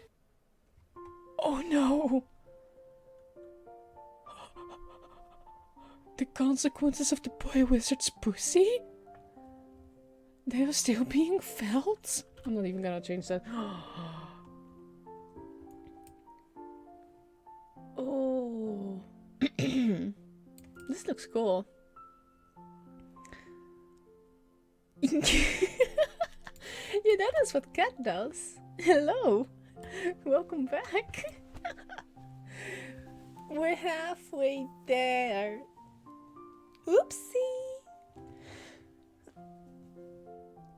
It just says pussy. Like a nyan nyan nyan and a nyan nyan nyan. It's a kitty cat. It's a kitty cat.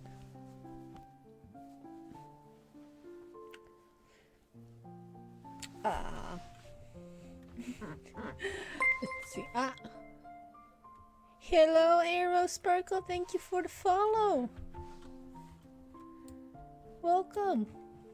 I hope you enjoy your stay at the pumpkin patch. The sixth tail. My other self. Cool. It's Mirror Me. On a hilltop. What follows is the extraordinary story of an ordinary little girl.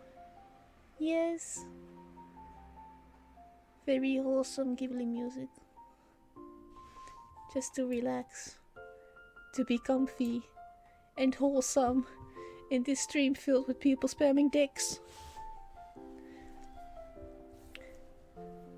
When I was a little girl, I had the reddest hair you've ever seen. And I lived with my mother in a small village. Oh no, you didn't. You didn't. Welcome. How are you doing? We're just talking with chat and just reading stories. Having a comfy stream. Not. I'm doing good. It's a lot of fun to just read and talk with you guys. It's nice to see you here. I hope you don't get annoyed with people spamming dicks. Apparently people like that. And with people I mean like Mierda. Yeah. I mean like a Maxwell and a Melio. They like the dick spam. But welcome. Booba. Oh, Booba. This is a weird stream, so don't expect a lot of just reading and chatting streams from me. I normally play video games.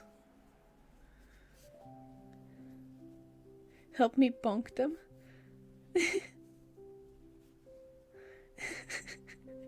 Like the booba spam is any different from the dick spam. Let's be real here, it's booba and dick. it's both. Bonk. Bonk a chat. Yay! We got more bonkers. Booba. It's really good. Yeah. So let's start with the sixth deal. We can do this. Sure. Pussy! A pussy? No. I was gonna say. Mierda. Mierda. Okay. Awa, awa. What follows is the extraordinary story of an ordinary little girl. When I was a little girl, I had the reddest hair you've ever seen. And I lived with my mother in a small village. Okay, that's murder don't need some. Oh no. I lived with my mother in a small village tucked away in the hills. I was never any good at magic, but I loved gardening. I could grow all sorts of flowers and medicinal herbs. Wow! I can speak. Behind my house was a low hill from which you could enjoy a wonderful evening view. I used to walk to the top of it every night. Like weed. Yo. To sit on a big old root and watch the sun go down. One day, my mother cut her hand on a glass that I had broken. Though she washed the wound straight away, just as she'd always taught me, the cut soon became infected. And by the next morning, she had a very high fever. I took care of her the best I could, of course, but several days passed without any improvement in her condition. Then one night, after I cried myself to sleep with worry, I woke with a start to find myself standing in front of a strange door. I opened this door and walked through. I opened this door and walked through it to emerge on top of my favorite hill. It looked just the same as it always did, except for one thing. There was someone else there, sitting on my root and sobbing quietly. I took a sharp breath and thought to myself, could the girl sitting on the root actually be me? Her hair was just as red as mine, and it glittered like a ruby in the setting sun. That's cute. The bright blue bird. Cool. I was feeling quite sad myself, but the girl sitting on the root seemed absolutely inconsolable. Weird. Feeling sorry for her, I asked, "Are you alright? Why are you crying?" At this, the weeping girl lifted her face, giving me another shock. It was exactly like mine. "I was careless. My bird flew away," she said. "Oh, I did love it so." "So that's why you're crying. I've been careless too, as it happens. I made my mother sick." I thought for a moment and then asked, "That's a good question. What kind of bird was it?" "It was blue. Bright blue. It was so very beautiful." "My mother's eyes are blue as well," I sighed. "But they don't seem to sparkle like they did before she took ill." We carried on talking for a little while, and before long we became firm friends. She loved gardening too, and was enjoying gazing at the sunset from the crest of the hill. It seemed we had absolutely everything in common. Eventually I said, "Here, take this. It's a flower I grew. It's called a warm welcome, and birds love it. Perhaps it might make your blue bird come back." I had already put some of these flowers at my mother's bedside to try and make her feel better, as well as some in her hair. "Thank you," said the girl, smiling. "Oh wait, it really does smell wonderful. Hey, would you like to come to my house?" I nodded and off we went, down the hill together and into the girl's house. She placed the flower I gave her next to the window. Before long, we heard a sound. Beep, beep, beep, cheep, cheep, cheep. And a blue bird flew in through the window. "Chee-chee!" shouted the girl, recognizing her missing pet. "That's adorable." The bird had flown straight for the vase that held the flower. It seems a little unsteady, as though one of its wings was injured. But I couldn't help feel happy that the warm welcome I'd given the girl had made her bird come back. Why is reading so hard?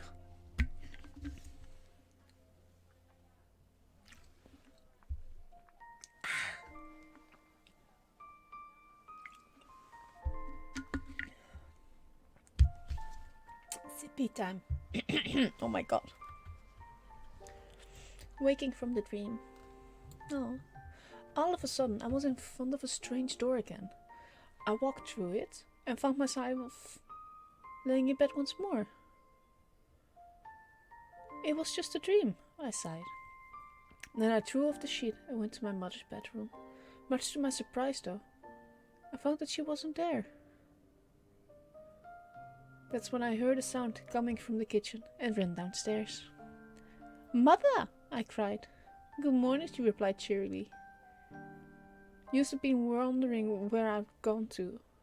I just felt so much better when I woke up this morning." "Now then, would you like some breakfast? I'm famished." My mother's blue eyes were sparkling once more. Every person in this world has a soulmate. A person in another world with whom they share a soul. Soulmates destinies are intertwined, and occasionally they even overlap. So should you ever chance to step through a strange door, do not be surprised if you meet someone just like you. Cute. Yo, at this rate we're gonna have a 4-hour stream. Because this is the 7th still.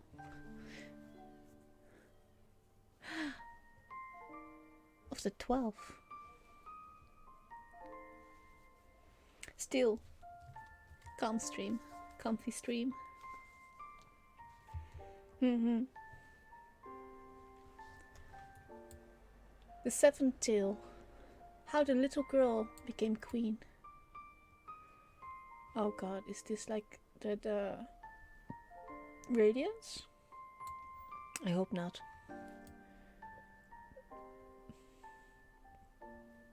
In Xanadu, the kingdom in the clouds, oh god, the ruler has always possessed many mysterious power, not least the ability to make the most prescient of prophecies, but weirds of prophecies. This is the story of one such ruler, of whom little was expected when first she ascended to the throne. Xanadu's new ruler was a little girl, cowardly and weak. Though it was a peaceful place, with a temperate climate and few, if any, monsters. Xanadu had never known a cowardly ruler. The thought alone was simply preposterous. The girl herself knew that she was a coward, having never displayed courage or daring since the moment of her birth. She was scared of sleeping alone, and the thought of being in the temple at night filled her with a holy dread. Despite claiming that she had a well of courage to draw on if necessary, she would undoubtedly have been found wanting if she had been asked to deal with a giant, or a dragon, or even a lion. Life surrounded by adults was lonely and dull for the little girl. She had no friends, just like me, and became very sullen. As a result, everyone assumed that she was humble and wise, for most of those who rise to rule over Xanadu are powerful sorcerers and prone to self-importance. Though baseless, the myth of the little girl's wisdom meant that her reign was very peaceful, with none of the tensions or infighting that marred the reign of her predecessors. A lot of S's there. Sinister rumors. She had not ruled for long, however, when it became apparent that a dragon had taken up residence near Xanadu. In a great cavern, measureless to man. Alas, this was no ordinary dragon. Indeed, it was said to be as large as a castle, utterly evil, and endowed with a tail twice 5 miles long. That's 10 miles. How can you not count to 10? It's 10 miles. Such sinister rumors grew, as sinister rumors always do, and by the time they'd reached the palace, they had the courtiers in a state of some excitement. After much frantic discussion, a conclusion was reached. Their ruler, the little girl, must be sent to deal with the dragon. Though she was still young, everyone believed her to be both wise and brave, and it was concluded that her age was of no significance. Thus, having no choice but to fulfill her duty, having no choice but to fulfill the duty assigned to her, the little girl set off for the dragon's cave. Cavern. Cavern. It's a cavern, not a cave. Fuck me. Ah. A savage place. Yeah. The waning moon cast scarcely any light into the dismal cavern, and big wet drop fell onto the little girl's head. She made her way through the darkness, nervously clutching her wand. Though she quivered with fear, she knew that she had little choice but to push on. She was the ruler of Xanadu after all, and rulers must show courage, however frightened they may be. Having pushed deep into the cavern, the girl finally encountered the dragon. It was not as big as she had feared, but it would still have ordinarily been more than a match for a little girl like her. The dragon, however, was injured. One of his wings was broken, and he was unable to fly. Indeed, he had no way at all of avoiding the little girl's spell. It seemed the tables had turned in her favor. Just then, the dragon turned to her and said, "You came alone. I suppose you knew I was injured. I shall surely perish soon. All you need to do is wait, and your duty shall be fulfilled." But the little girl took out her wand and proceeded to draw a rune. The spell she cast began to heal the dragon's wound. Being so young, it took a long time for the healing magic to work, but her concentration never wavered. "Heal me, and I could come over you, and eat you. Are you sure about what you're doing?" "Good question, dragon." Oh my god, he's not that big. Tiny baby. Baby, bubble. Bubble pet.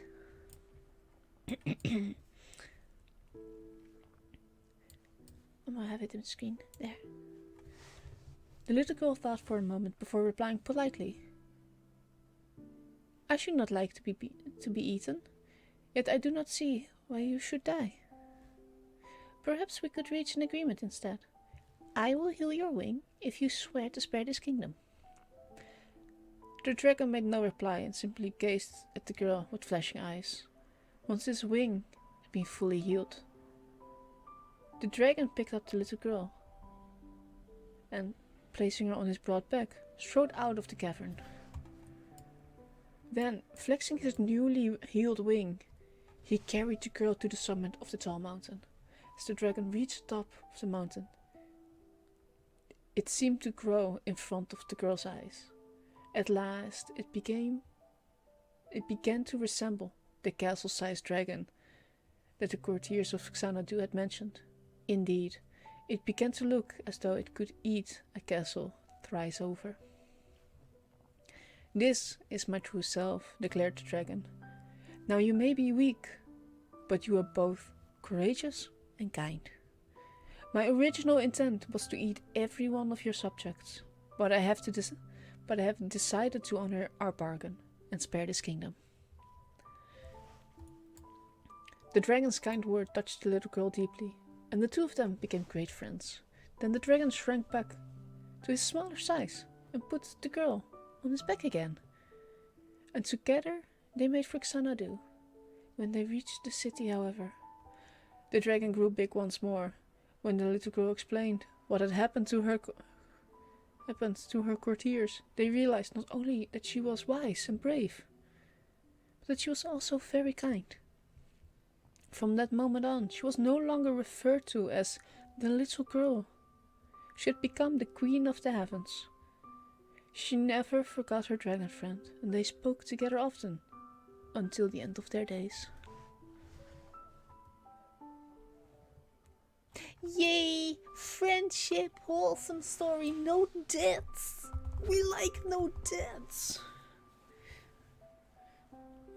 We like.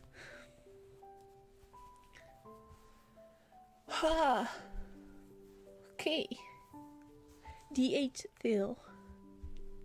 The Shepherd's Boy.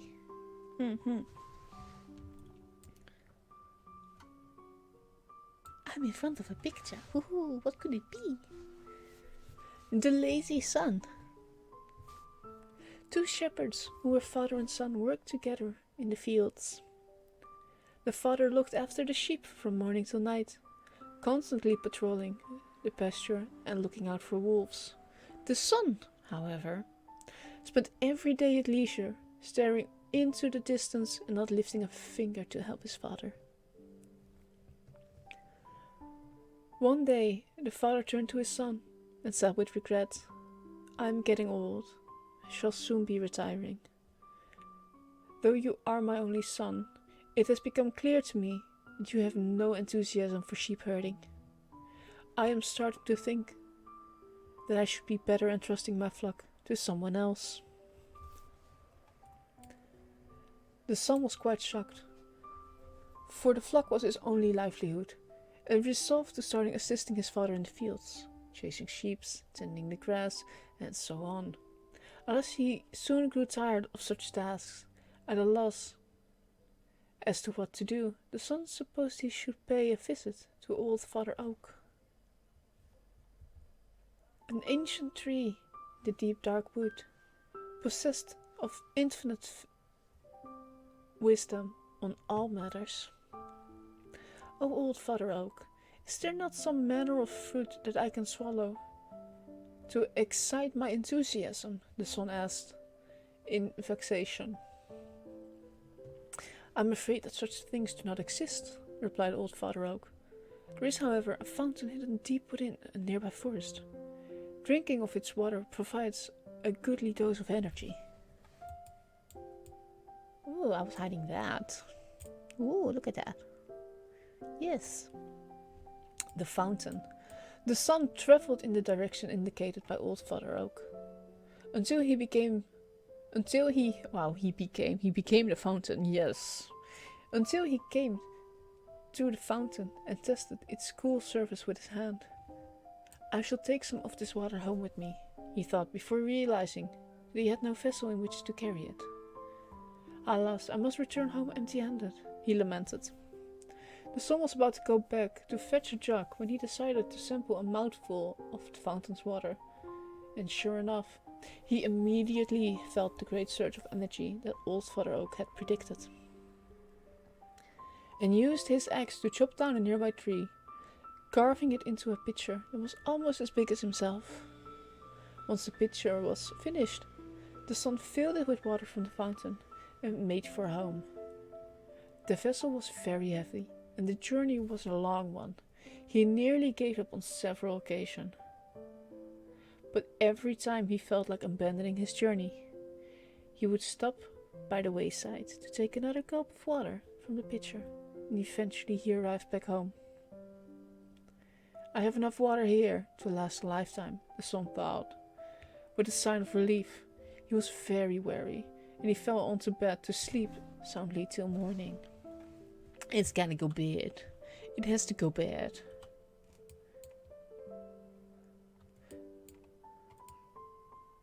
The pitcher. Ah. The son awoke from his slumber and resolved to take another drink of water from his pitcher. "Oh, how full of life I am," he exclaimed happily, and set about his duties at double the usual speed. As he did so, he resolved that no one else must be allowed to drink the precious water in the pitcher. In the days that followed, the son spent much of his time ensuring that no one went near his pitcher, yet he took care to attend to his chores while he did so, knowing that his father would otherwise be angry. Whenever a villager approached the pitcher for a drink of water, the son would interrupt his own labor and offer a cup of different water, thus preventing any of the water in his pitcher from going to waste. He was also reluctant to waste the water from the fountain on himself, and so worked hard every day without touching it. Then one very hot day, after the son had been hard at work in the fields, he realized that a terrible thing had happened. Ah. The water had evaporated in the searing heat of the sun. When the son realized that the water upon which his future depended had disappeared, he was overcome with despair and collapsed upon the grass. The sight of the son lying prone excited the villagers' concern, and thus they rushed to see if he was all right, for the son had gained a reputation in the village for being kind and hard-working. On account of all the cups of water on account of all the cups of water he was wont to provide thirsty villagers. Ah, this is a weird sentence. Some of the villagers gave the son a drink of water as he lay there, and he was amazed at how delicious it tasted. It was the freshest, cleanest water he had ever drank. And what's more, it gave him the same surge of energy as the water from the fountain had done. His father stood next to him and said kindly, "No water on earth can compare to the first water you drink after sweating all day. Why, I should think it's a fair sight better than the water from the fountain," for the father knew that his son had visited the fountain. The son rose to his feet and smiled back at his father. "You are right, father. It truly is better by far. Hard toil brings its own rewards." Cute. Okay. I'm gonna take a break. Why? Oi! Oi!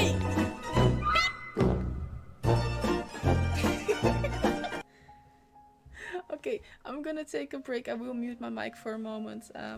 This screen will stay active. I will keep moving. My avatar will keep moving. It's alright. It's alright. I just need a short break. You guys can keep spamming stuff. I'm just gonna have to stand up and like walk around for a moment, because I can feel my knees again. So hold up.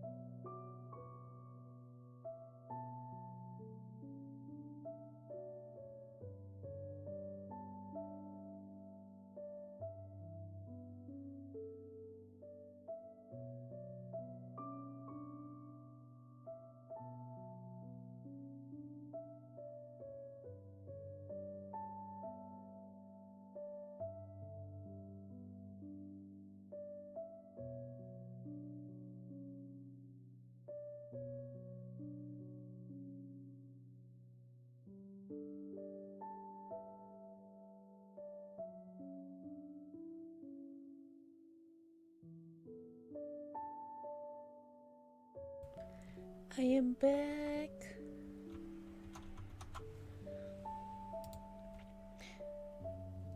Hello, hello.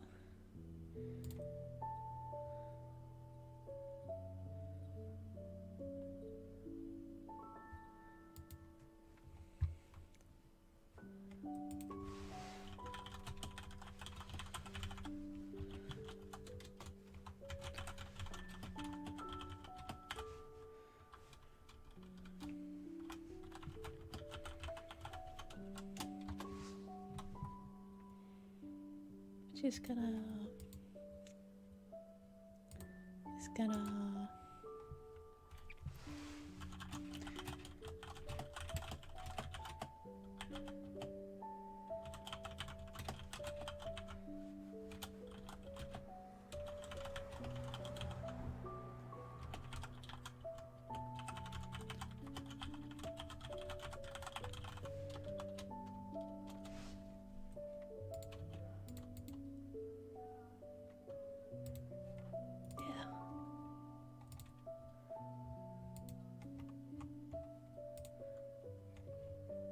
gonna put something again on Twitter and in Discord. Make it cursed. All of the cursed. Okay. Made some extra drink, ate something, and just walked around for a moment. So let's go. The 9th tale. The flute makers. 4 brothers. Yeah. I would not have wanted to have 4 brothers, that's for sure. Oh boy, zoom up, up.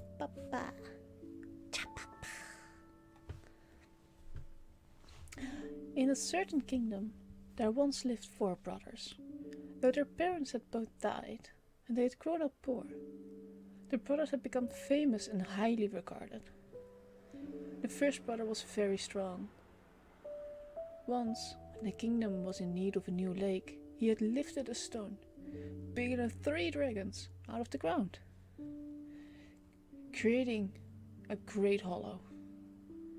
He then carried the stone to the top of the tallest mountain in the land, lest it prove an eyesore to anyone. The king could not contain his delight as he watched the hollow slowly fill with water. That's amazing. That's such a show off. And we gotta come to the 4th sibling who did nothing. Wah. Probably. The 2nd brother was the greatest artist in the land. He went to the top of the mountain and carved wonderful sculptures from the stone that his brother had carried there, and offered them to the king, who was rendered speechless for the first time in his life by their beauty. The 3rd brother was known as a master craftsman. He took the sculptures that his brother had made and erected sturdy walls between them, creating a mighty castle. He even used the remaining pieces of stone to build a working clock. The king was amazed at how it always told the correct time, despite being made of stone. The king now had a new castle that he believed was the most beautiful, the best defended, and the most convenient in the wide world. The brothers were delighted and became full of confidence, for each of them believed that he was the greatest man alive. I am the one the king should thank for having such a wonderful castle. After all, I am the one who carried that stone all the way up the mountain. Thou mayest have carved the stones, and thou mayest have bound them together, but had I not brought the stone up there in the first place, nothing of that could have been done, said the 1st brother. Aha! But the king would not have looked twice at the castle had I not carved those sculptures so beautifully, retorted the 2nd brother. And yet it was I who took thy sculptures and made them into a castle.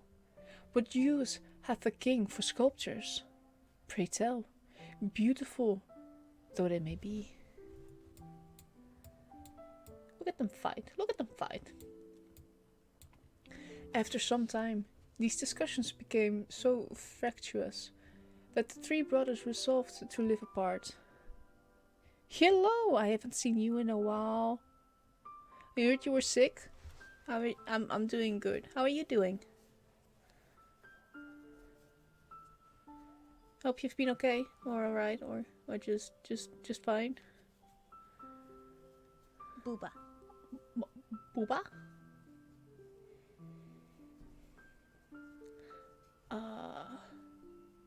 What else do we have? Let's see. What was the Eastern? Yeah. The three brothers resolved to live apart on the eastern, western, and southern edges of Kingdom. Mommy? Sorry. The youngest brother of the four was unlike his three older brothers. He excelled at nothing and was weak and clumsy. Though his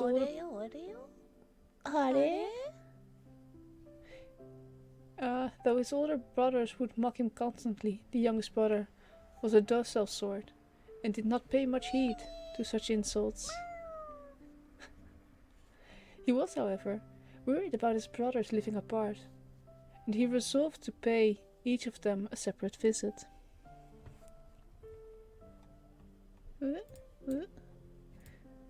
Oh, there we go. Oh.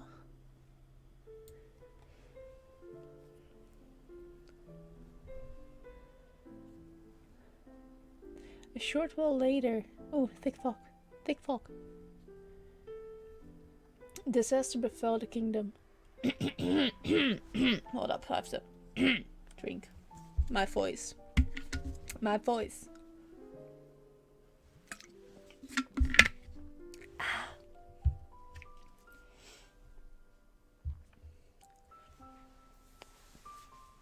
A short while later, disaster befell the kingdom. A thick fog covered the entire land, blocking all sunlight for 100 days. Ooh, let's not have my mouse up there, by the way. There. Yeah. Crops would not grow, and people became unwell. And yet the very worst of it was that the fog put an end to all music, for it simply could not be heard through the heavy broom. The whole kingdom adopted a silent, funereal air, and still the source of the fog remained a mystery. One night, as the king slept fitfully, he had a strange dream. In it, someone was telling him that the only way to clear the fog was to play a certain flute. The most beauteous? The prettiest flute in the world. Upon waking, the king immediately summoned the three brothers who had built his castle and commanded them to build such a flute. Since the three brothers no longer spoke to one another, however, they would not cooperate, and each went off to carve his own. "I am the only one capable of making a flute fit for a king," said one brother, "and it's simply too great a feat for the two of you." "Ha! Thou mightest better say that of thine own self," countered the second. "My flute will be the finest, as thou shalt soon see."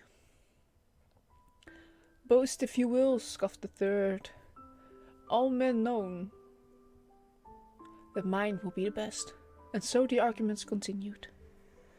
After some time, all three brothers finished making their flutes and went to present them to the king as his subjects.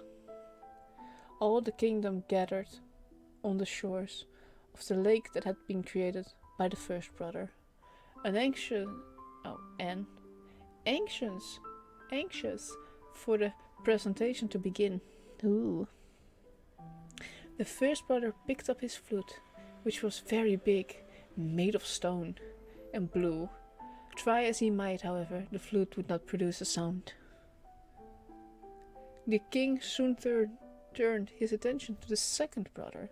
His flute was a beautiful, delicate instrument made of clay, but when he blew, It would too. Oh, it too produced no sound. I know words. Shh. The king was now becoming rather agitated and hastily commanded the third brother to blow his flute. It was made of a single bone, with holes drilled in the appropriate places, and yet it too could produce not a single note. The king was furious and banished the brothers from his side. The world's greatest flute. Several days later, the king awoke to hear the song of the flute that he had dreamed about. It was a beautiful sound, one that cleansed the heart and brought tears to the eyes of royals, ministers, soldiers, plowmen, and even the baker's cat, whom many had thought deaf. As the flute played on, the thick fog that had plagued the kingdom began to clear. The king was naturally delighted and started searching for the source of this blissful sound. Trusting to the evidence of his ears, the king came at last to the house of the fourth brother. There he found him and his three brothers sitting together with tears in their eyes.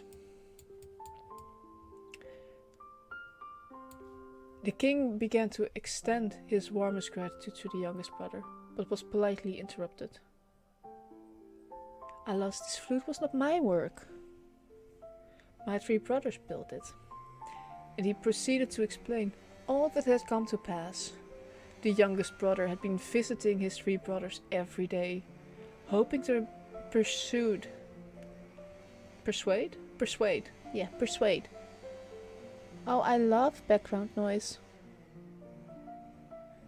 Meow, meow. Hold up, I'm gonna close my window for a moment. Hey, business goose, thank you for the lurk. Hold up, I'm close the windows. No sound, only stream.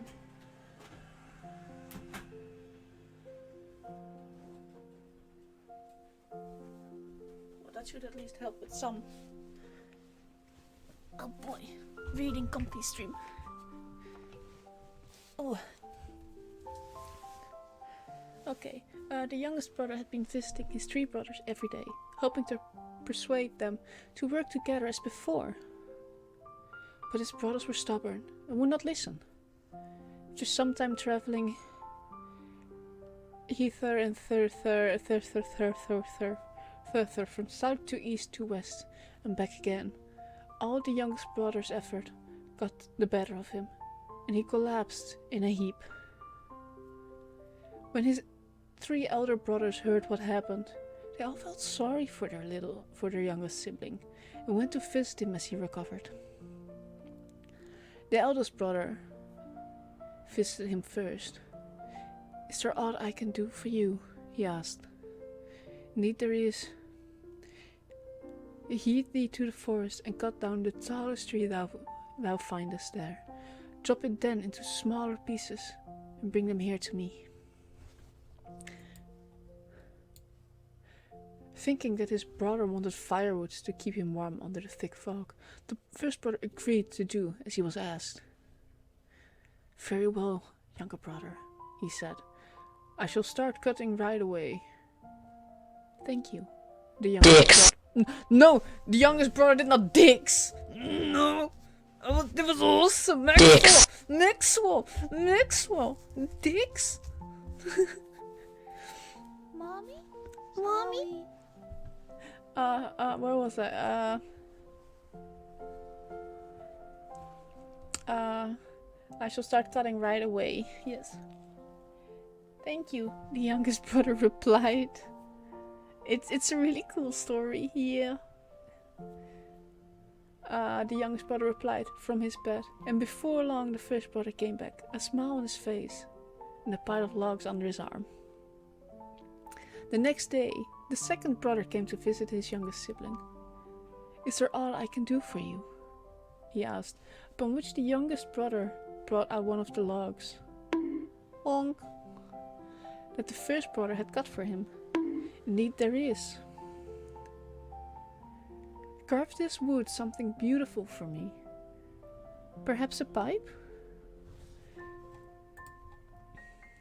Thinking that his brother wanted an ornament in his room to make him feel better, the second brother agreed without the slightest hesitation. "Very well, younger brother," he said. "I shall start carving right away." "Thank you," the youngest brother replied from his bed, and before long the first brother came back. Wait, again the first brother? The second brother, right?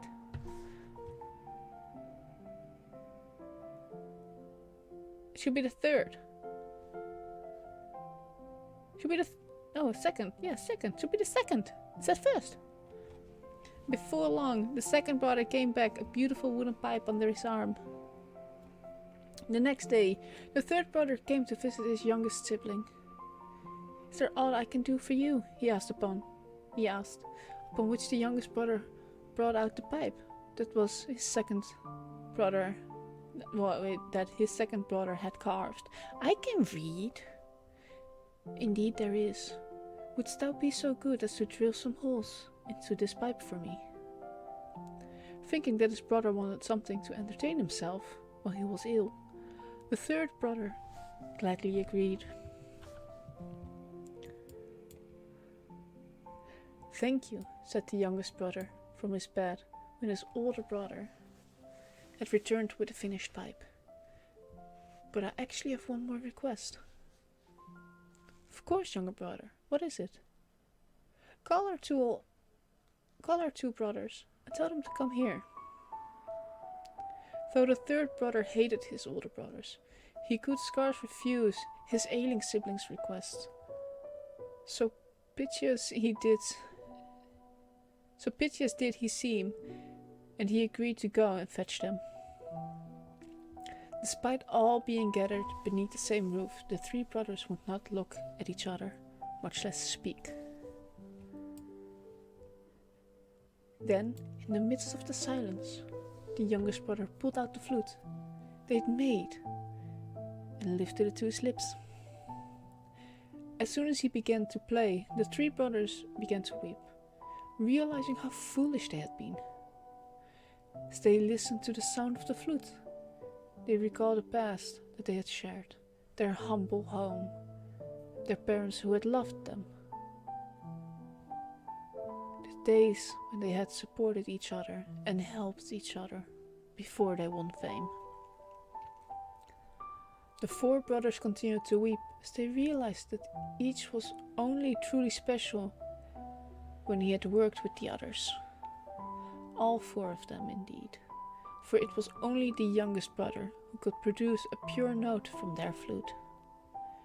The tears they wept were the most beautiful tears the world had ever seen, for they were tears of love. After the king had finished listening to the youngest brother's story, he decided to give all four brothers a special medal. From that day onward, the brothers agreed to always work together. They all lived happily ever after. And then they died. Next story. Applause. Death.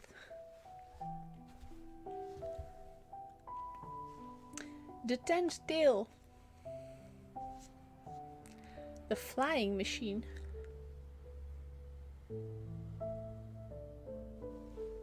Just step on the dragon and Dicks. Don't just step on the dragon and dicks. No. Dicks. Should I have a D's nuts? Should I just have a D's nuts? Not just a nut, but like a D's nuts.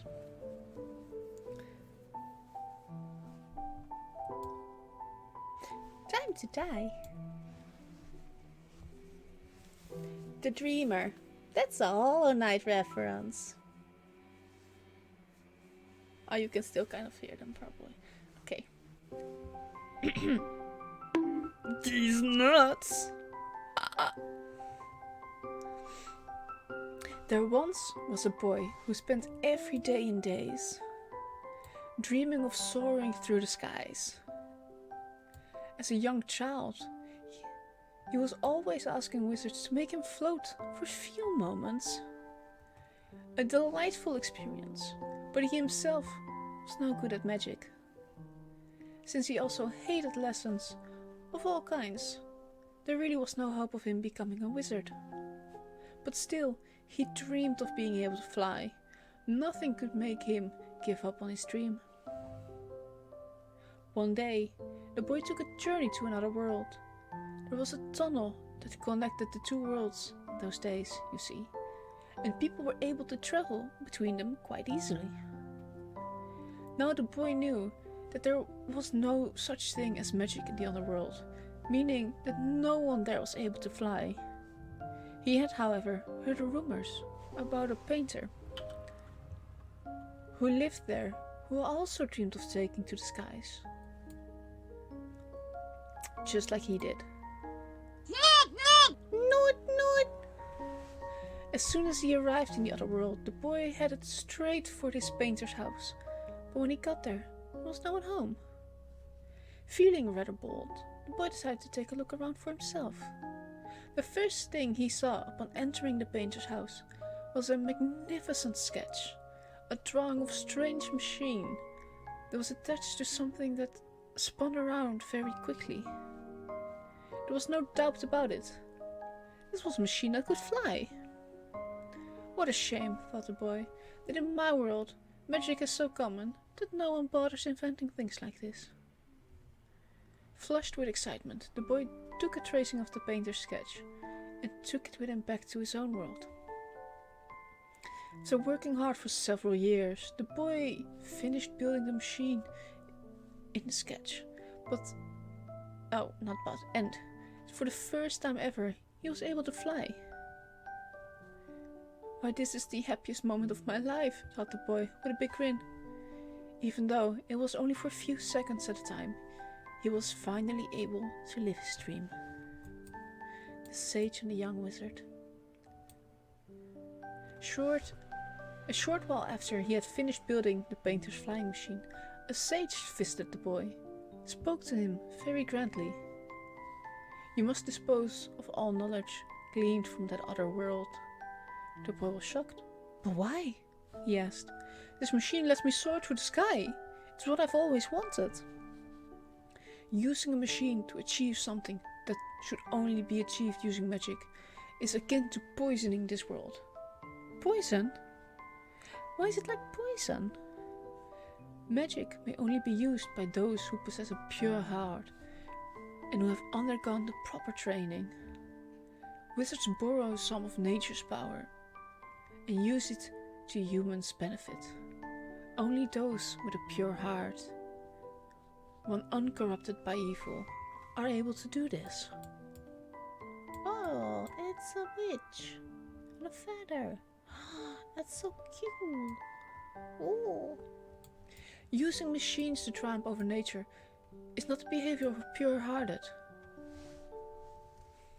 Now, what the sage meant was that anyone could use a machine to manipulate nature, even the untrained and the evil. Machines gave ordinary humans powers that only gods and wizards should have. Though it hurt to admit it, the boy knew that what the sage had said was true, and very reluctantly handed over his tracings of the painter's sketch. As he did so, however, a young wizard who had been watching them interjected. Esteemed sage, wasn't magic originally intended to make our lives easier? If machines achieve the same effect, why shouldn't we use them? Capitalism. Because machines can be used by wrong people for the wrong reason, replied the sage impatiently. But the young wizard was undeterred. Undeterred. Words. I've been to the other world. I know how things work there. They have people called scientists. They are the ones who make the machines, and they work miracles.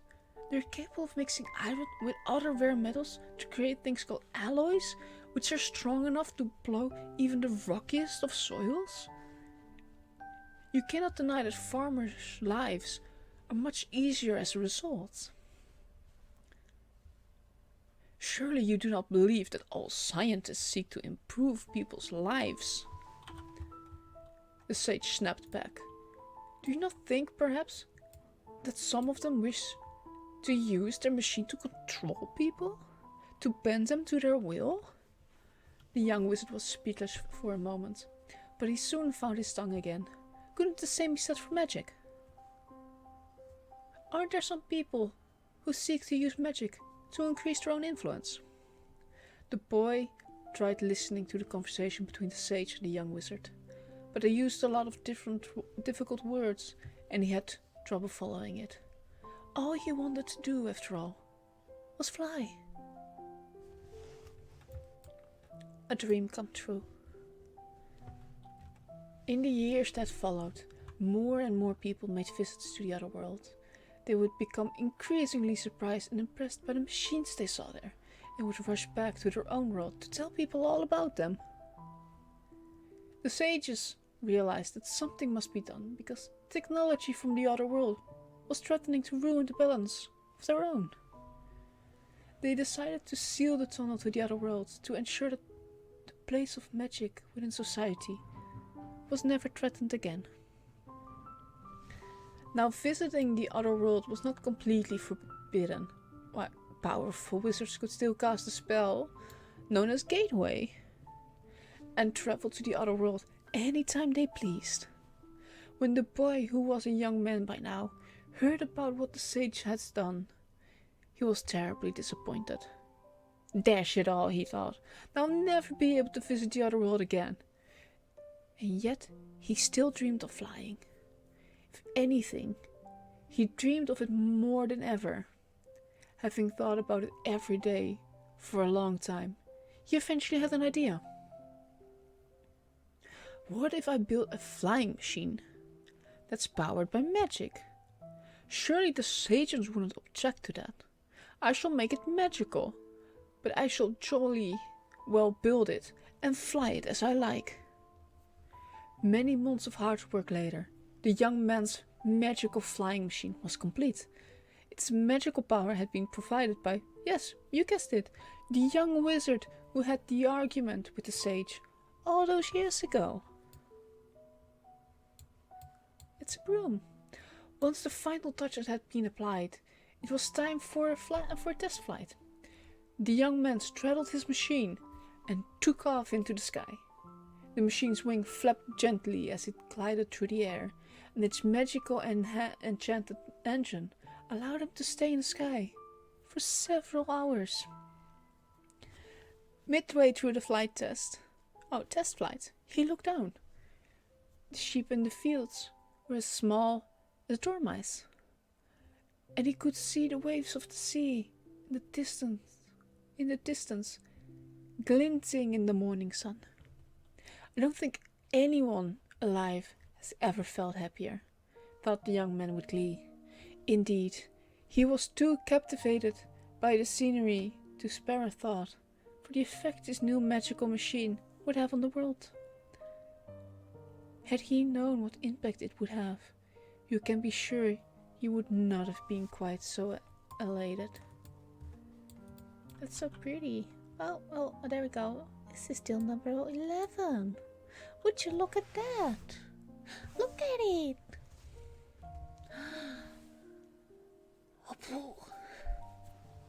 Are you guys enjoying it? Just me reading stories? Is that fun?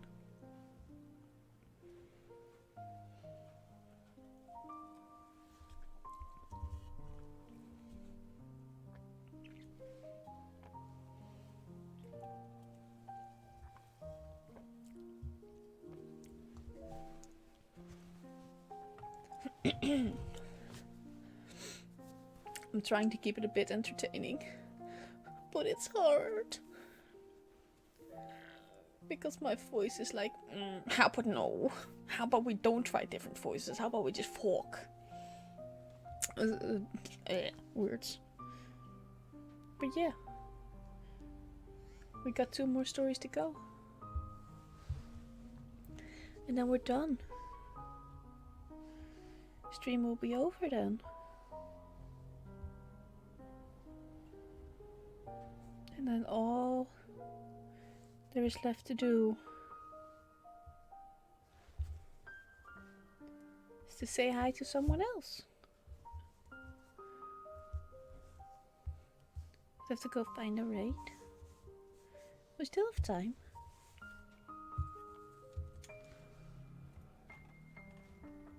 Let's just think about that. Let's see. Ah.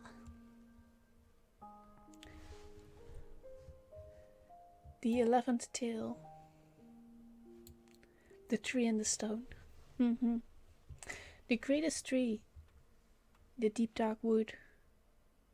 The deep dark wood is a dense green forest located in the northern part of the continent now known as the Summerlands. Though there are some beautiful crystal clear waterfalls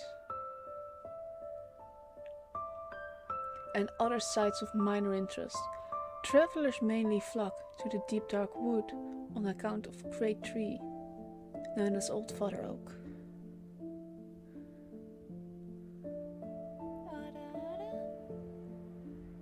Ada? You got another Ada? Princes and paupers alike have long visited this tree in the hope of gleaning some understanding of him. From him. Weird. For Old Father Oak's great wisdom and benevolence have led men to consider him the world's elder. Though no such title officially exists. The young tree's journey. There was nothing unusual about the tree that became known as Old Father Oak when his first green shoot emerged from the ground many centuries ago. The tree grew as all trees grow, year on year, his branches reaching upwards in search of sunlight, and his roots thrusting downwards in search of water. One day, when he was still but a young sapling, he was dug up by a group of humans, and a large stone was placed beneath him, just below his roots. He was then replanted on top of the stone, and the hole around him refilled with soil. The humans recited an incantation,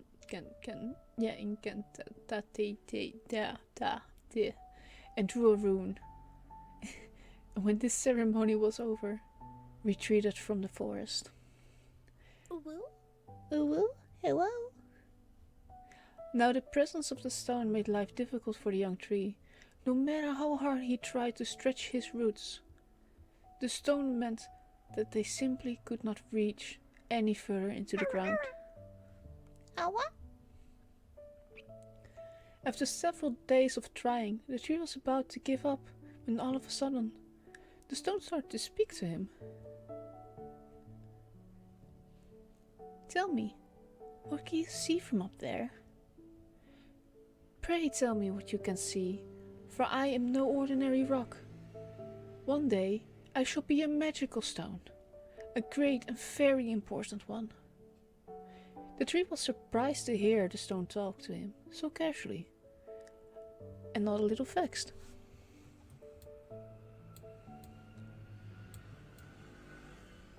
That's a pretty image. And why should I tell you anything? You do nothing but get in the way of my roots. The tree uttered those words, much to his own surprise, for he had never been able to speak before. So the stone began explaining his situation to the tree. It appeared that in order for the stone to become a magic stone, he had to be placed beneath the roots of a tree and then chanted in a special ceremony. And so, as the tree grew older and wiser, he would impart some of his wisdom onto the stone and allow the stone's own magical power to develop. The tree's ability to talk was simply one of the things he had learned as he had grown, and the stone had learned this from the tree. Armed with his newfound talent, the tree began talking to the birds and the fairies and the other forest creatures, and upon hearing their tales of the outside world, developed An insatiable,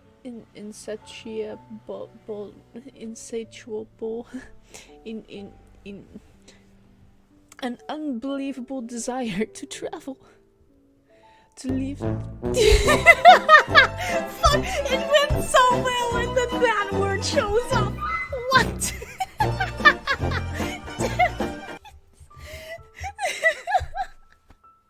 It went so well. Oh no, the story went so well. No. He developed a great desire to travel, to leave the spot to which he was rooted. Insatiable. I can't speak. And so he began pulling at his root until cracks appeared in the ground. He kept pulling day after day, unable to stop or be stopped, until your mood ruined. I ruined it. Scuffed. I did it. Until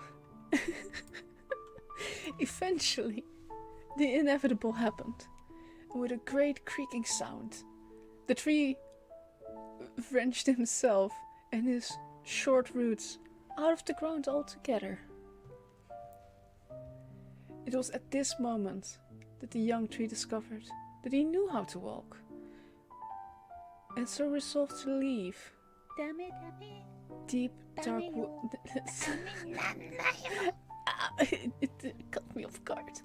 It was at this moment that the young tree discovered that he knew how to walk, and so resolved to leave the deep dark wood immediately and make for pastures new.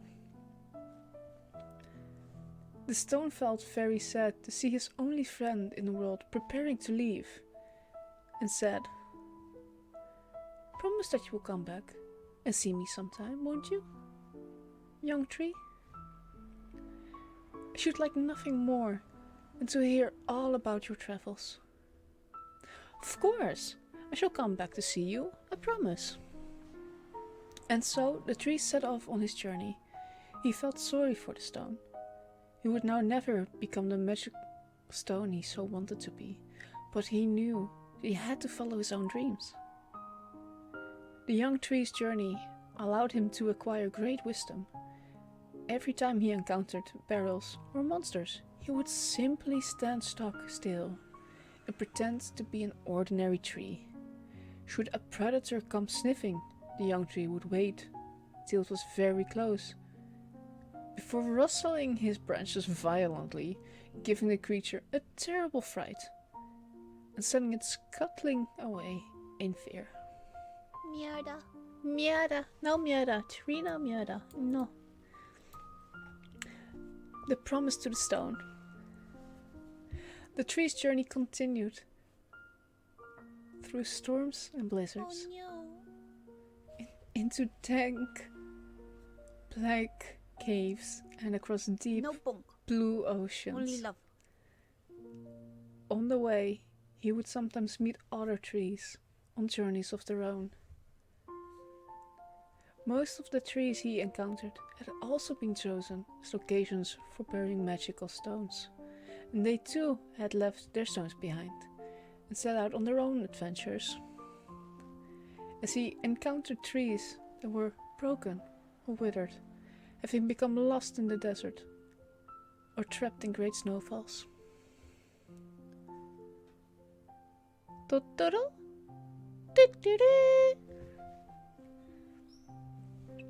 One day, several months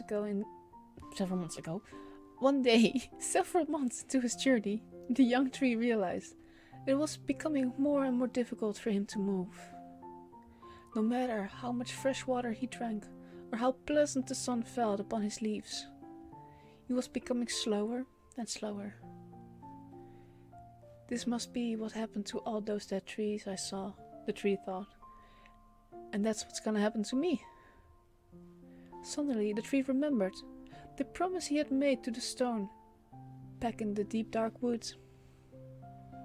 His promise to return to the forest and tell the stone all about his travels.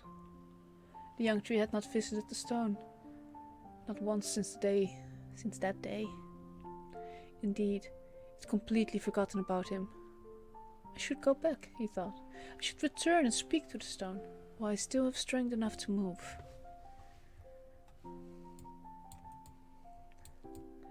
And so, the tree set off home, back to the deep dark woods. The tree's short roots were dragging behind him all the way, trying to get him to stop, but the tree ignored them.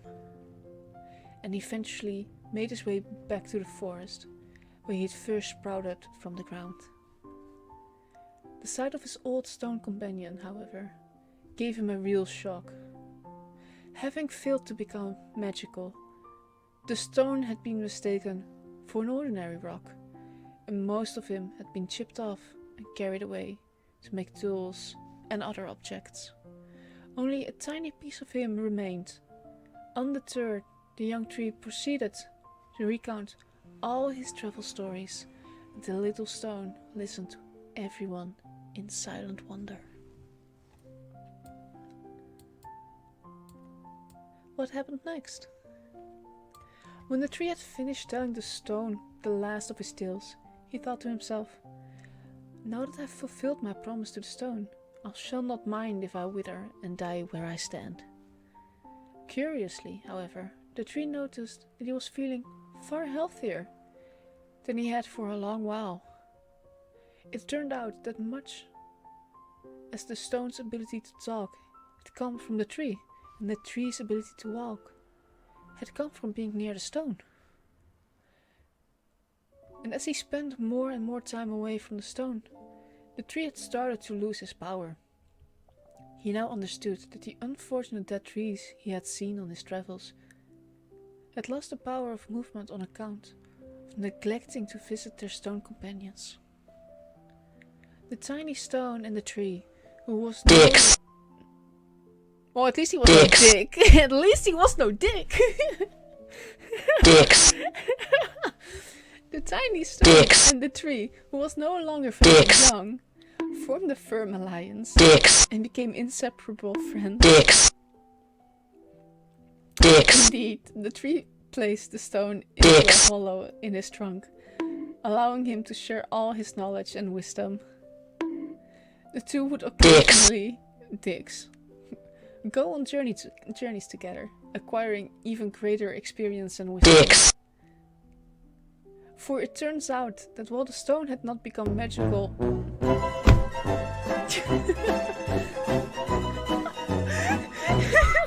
you failed. Oh, not the overlap.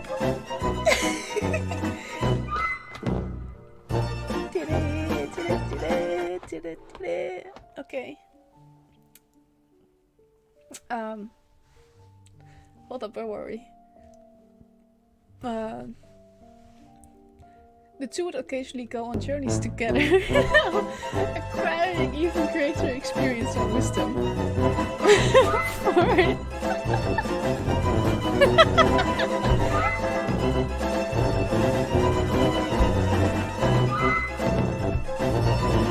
It just keeps on going.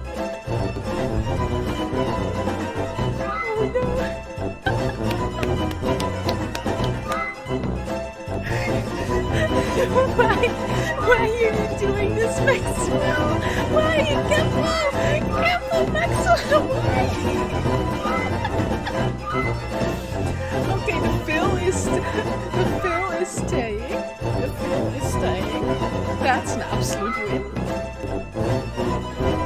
I will make it more expensive though.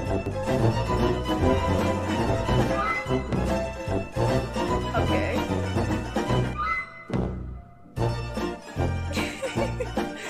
That was so much cursed music at that point, like what the hell? That was just cursed. Yeah, it's basically free. It's basically free. For now. I might just make it to 100. I might. Okay. The two would occasionally... It is what it is. It is what it is. It is what it is. It is what it is. What it is. It is what it is.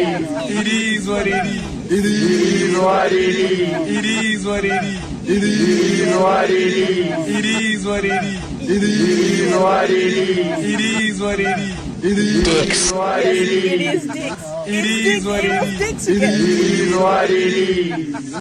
It was dicks again. It wasn't just what it was. It was dicks. The two would occasionally go on journeys together, acquiring even greater experience and wisdom. For it turns out that while the stone had not become magical during the tree's long absence, he had become incredibly knowledgeable. It's all dicks, always was dicks, will always be dicks, dicks, dicks, dicks. Suck my Tasty. dick. No. Suck my Tasty. dick. Suck my Tasty. dick. Suck But my that one is tasty. actually dick. fucking cheap. Suck That's my so tasty. free. dick. Suck my Tasty. dick. As the years Suck went my by, tasty. the tree and the Dick. stone Suck my Tasty. dick. Suck my Tasty. dick. Suck my Tasty. dick. Suck my Tasty. dick. Suck my Tasty. dick. Emotional damage.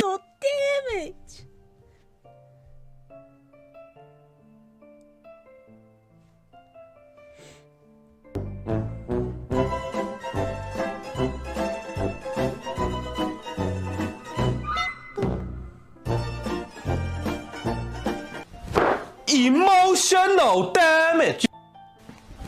Emotional damage. Keep doing the emotional damage. Emotional damage. Emotional No, damage. Anna, just emotional damage. Emotional damage. No emotional, only emotional damage. Oh, bonk. Okay. Emotional damage. Emotional damage. Emotional damage. Emotional damage. Yeah. Emotional damage. No bonk. No Only bonk. love. Only love. Okay. No bonk. Only As love. the years went by, the tree and the stone garnered great repute for their surpassing wisdom. Oh, great. Becoming known as Old Father Oak and the Telling Stone, respectively. Yes.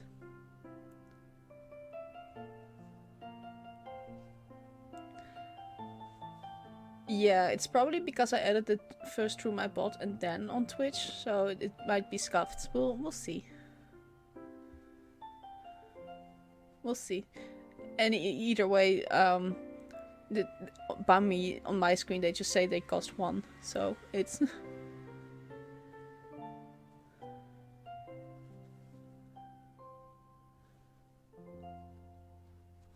here.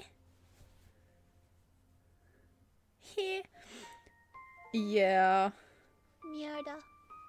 it's weird. I might also just try and just see if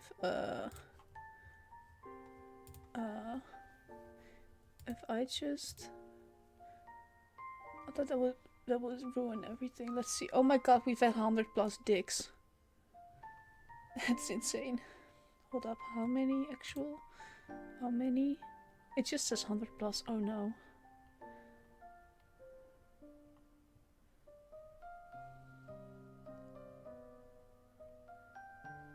Oh my god, there's so many.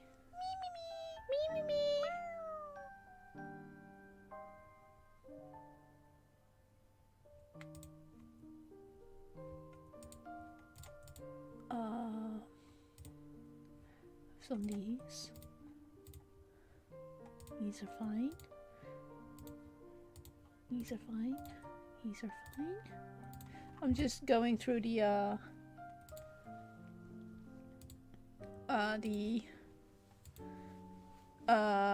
reward queue. Yeah, okay, so it was just scuffed. So it was just scuffed, that was it. Yeah. Don't mind me. I'm just surprised. Look at my surprised face. I'm just surprised. You guys have just been like going. Yeah, you can just do 422 dicks. Like, who cares? Dicks. Yeah, dicks. Let me just unfreeze myself. Dicks. Don't worry, I will stream again, probably Dicks. Tuesday and Wednesday. Probably. No promises. Yes, no dicks. Dicks. No dicks. Dicks. Pussy. Dicks. Not. And pussy. Dicks. Okay, anyway. Dicks. Indeed, to this day, travelers still venture into the Dicks. dark woods. They don't venture into deep dicks. They do not they do not venture into deep dicks. Dicks. They still venture into the deep dark woods, seeking advice from this most unlikely pairing of tree and stone. Dicks. Dicks. We're almost done with the 11th tale. Almost. And so ends this branch of the story of Old Father Oak and the Telling Stone. The last. This is the last story. Last story. The young woman's journal.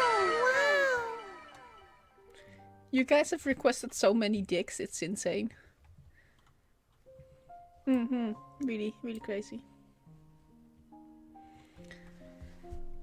Yeah. So let's just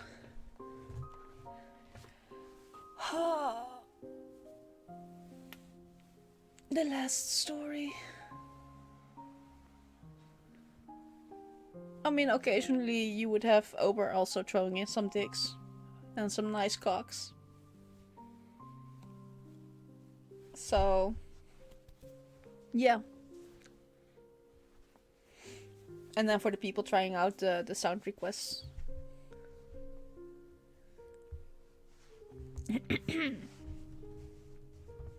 Okay. The 12th tale. Oh my. What was that? I'ma take a sip. Oh my god, what the fuck was that? Yo, cheers to my voice being absolutely fucking scuffed.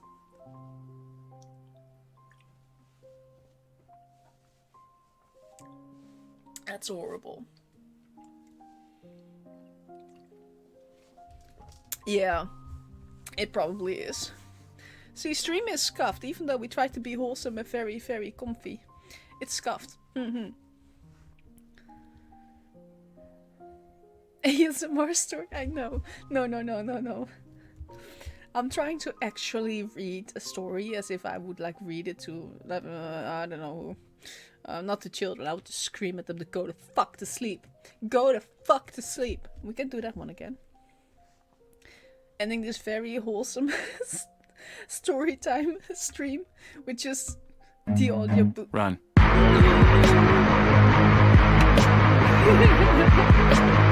don't want to run. I want to be fat and comfy.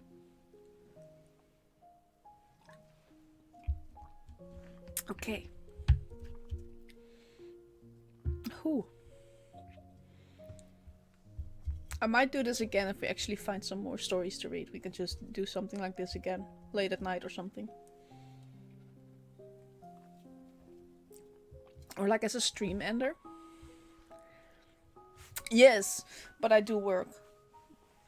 Sadly. if only I could just leech.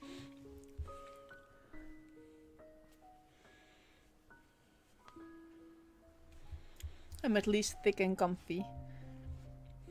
I get 2 of the 3. Okay. The 12th tale.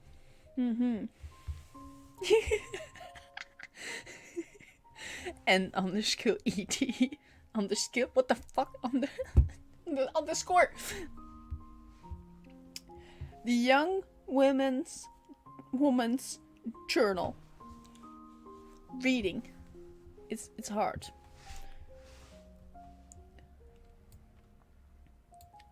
Feet. Just feet at the bottom. Feet at the bottom. Pussy! No, pussy. Feet. An old traveler stood on the street corner, telling a crowd of people all about his adventures. The crowd enjoyed listening to his tales, and one of them asked him, "What is the most incredible thing you've ever seen?" The old traveler thought a while and answered, "Let me tell Dicks. you." Let me tell you about a notebook I found. I was traveling through some truly inhospitable terrain, a jungle so thick that no light passed through its canopy.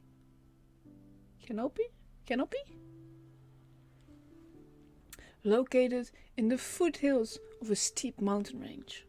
I was certain that I was the first human to set foot in the place, until I came upon a notebook. Imagine my surprise when I looked inside and saw that it was a young girl's journal. I became obsessed with it. I couldn't stop thinking about this little girl and what had happened to her. No, cannot be.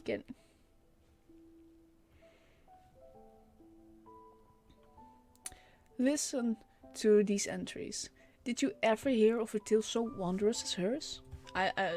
It's a word I never use, so it confuses me. That's cute. I like this. Is that tic-tac-toe? Arrows don't work in tic-tac-toe. It's crosses or circles. Oh, that's actually really cool.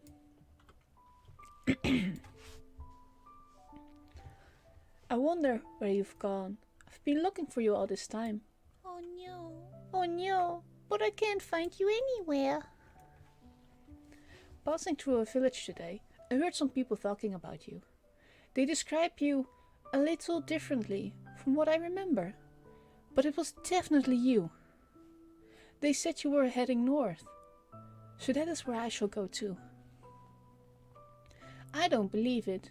They say you've thrown yourself into some kind of swamp? Something called the Miasma Marshes?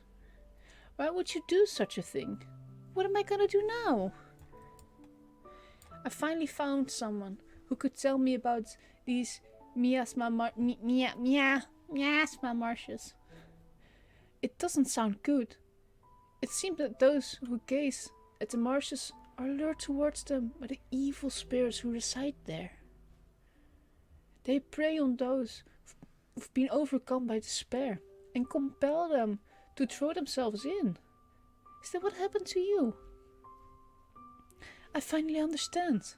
The mystery of the Miasma Marshes. Well, I know what I have to do.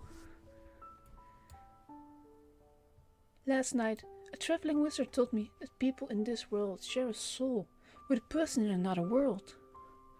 These people are called soulmates. According to him, soulmates' lives are intertwined and affect each other. By throwing themselves into the Miasma Marshes, however, people can cut the bond that links them to their soulmates, allowing their hearts to be consumed by evil. Those who have done so are beyond redemption. Even releasing the evil from their heart and reconnecting them to their soulmate does not bring back the person they once were. He told me something else as well, something important, and I need some time to think about what to do next. It is decided. I must become a wizard. It's the only way I can save you. It's been several years since I last wrote in this journal. I'm a great sage now, capable of breaching time itself. I've decided to go back and rescue the other you. I'm going to take good care of him, right from the very start. I know I will never be able to return to this time, But I will not regret this. In the other world, I will find the floating soul to which you were once connected, and I will absorb it. That soul will then be reborn as my own child. I'm setting out on a journey, a long journey, to acquire the life that I need in order to save you. That is the least I can do for you, for what you did for me. I believe that one day your soul will return, and that we'll meet again. You saved me. You sacrificed everything for me. You gave your life so that I could live mine. I must see you again. After the old traveler had finished reading the journal. Mommy? Mommy? Mommy? The crowd that had assembled before him stood silent for a long while. Before any of them could think of what to say, the old traveler turned around and shuffled off to continue his wandering. But just as he was about to leave the town, he looked back at his dumbstruck audience and addressed them once more. Once again even. The notebook wasn't the only thing I found that day. There was a wand lying next to it. I think it must have been hers. Oh no, are you joking? That's it! That's the end! It must have been hers. That's the story of her mom.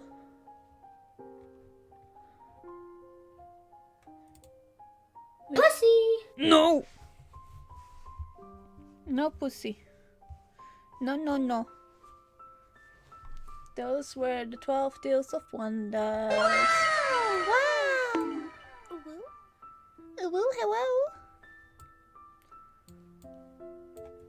Okay, I want to know, do you guys have a favorite?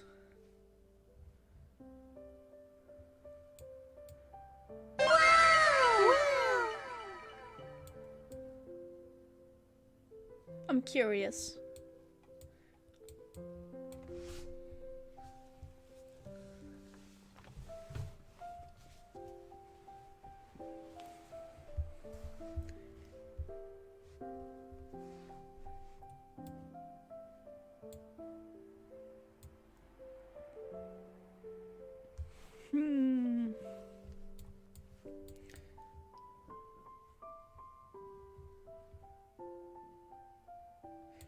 Because I like the second tale. If you ignore the squirrels dying. I like the sixth tale because it's cute. You like the first one with the lion? Yeah. I also like the 11th tale. This one is just a good lesson, the 8th tale.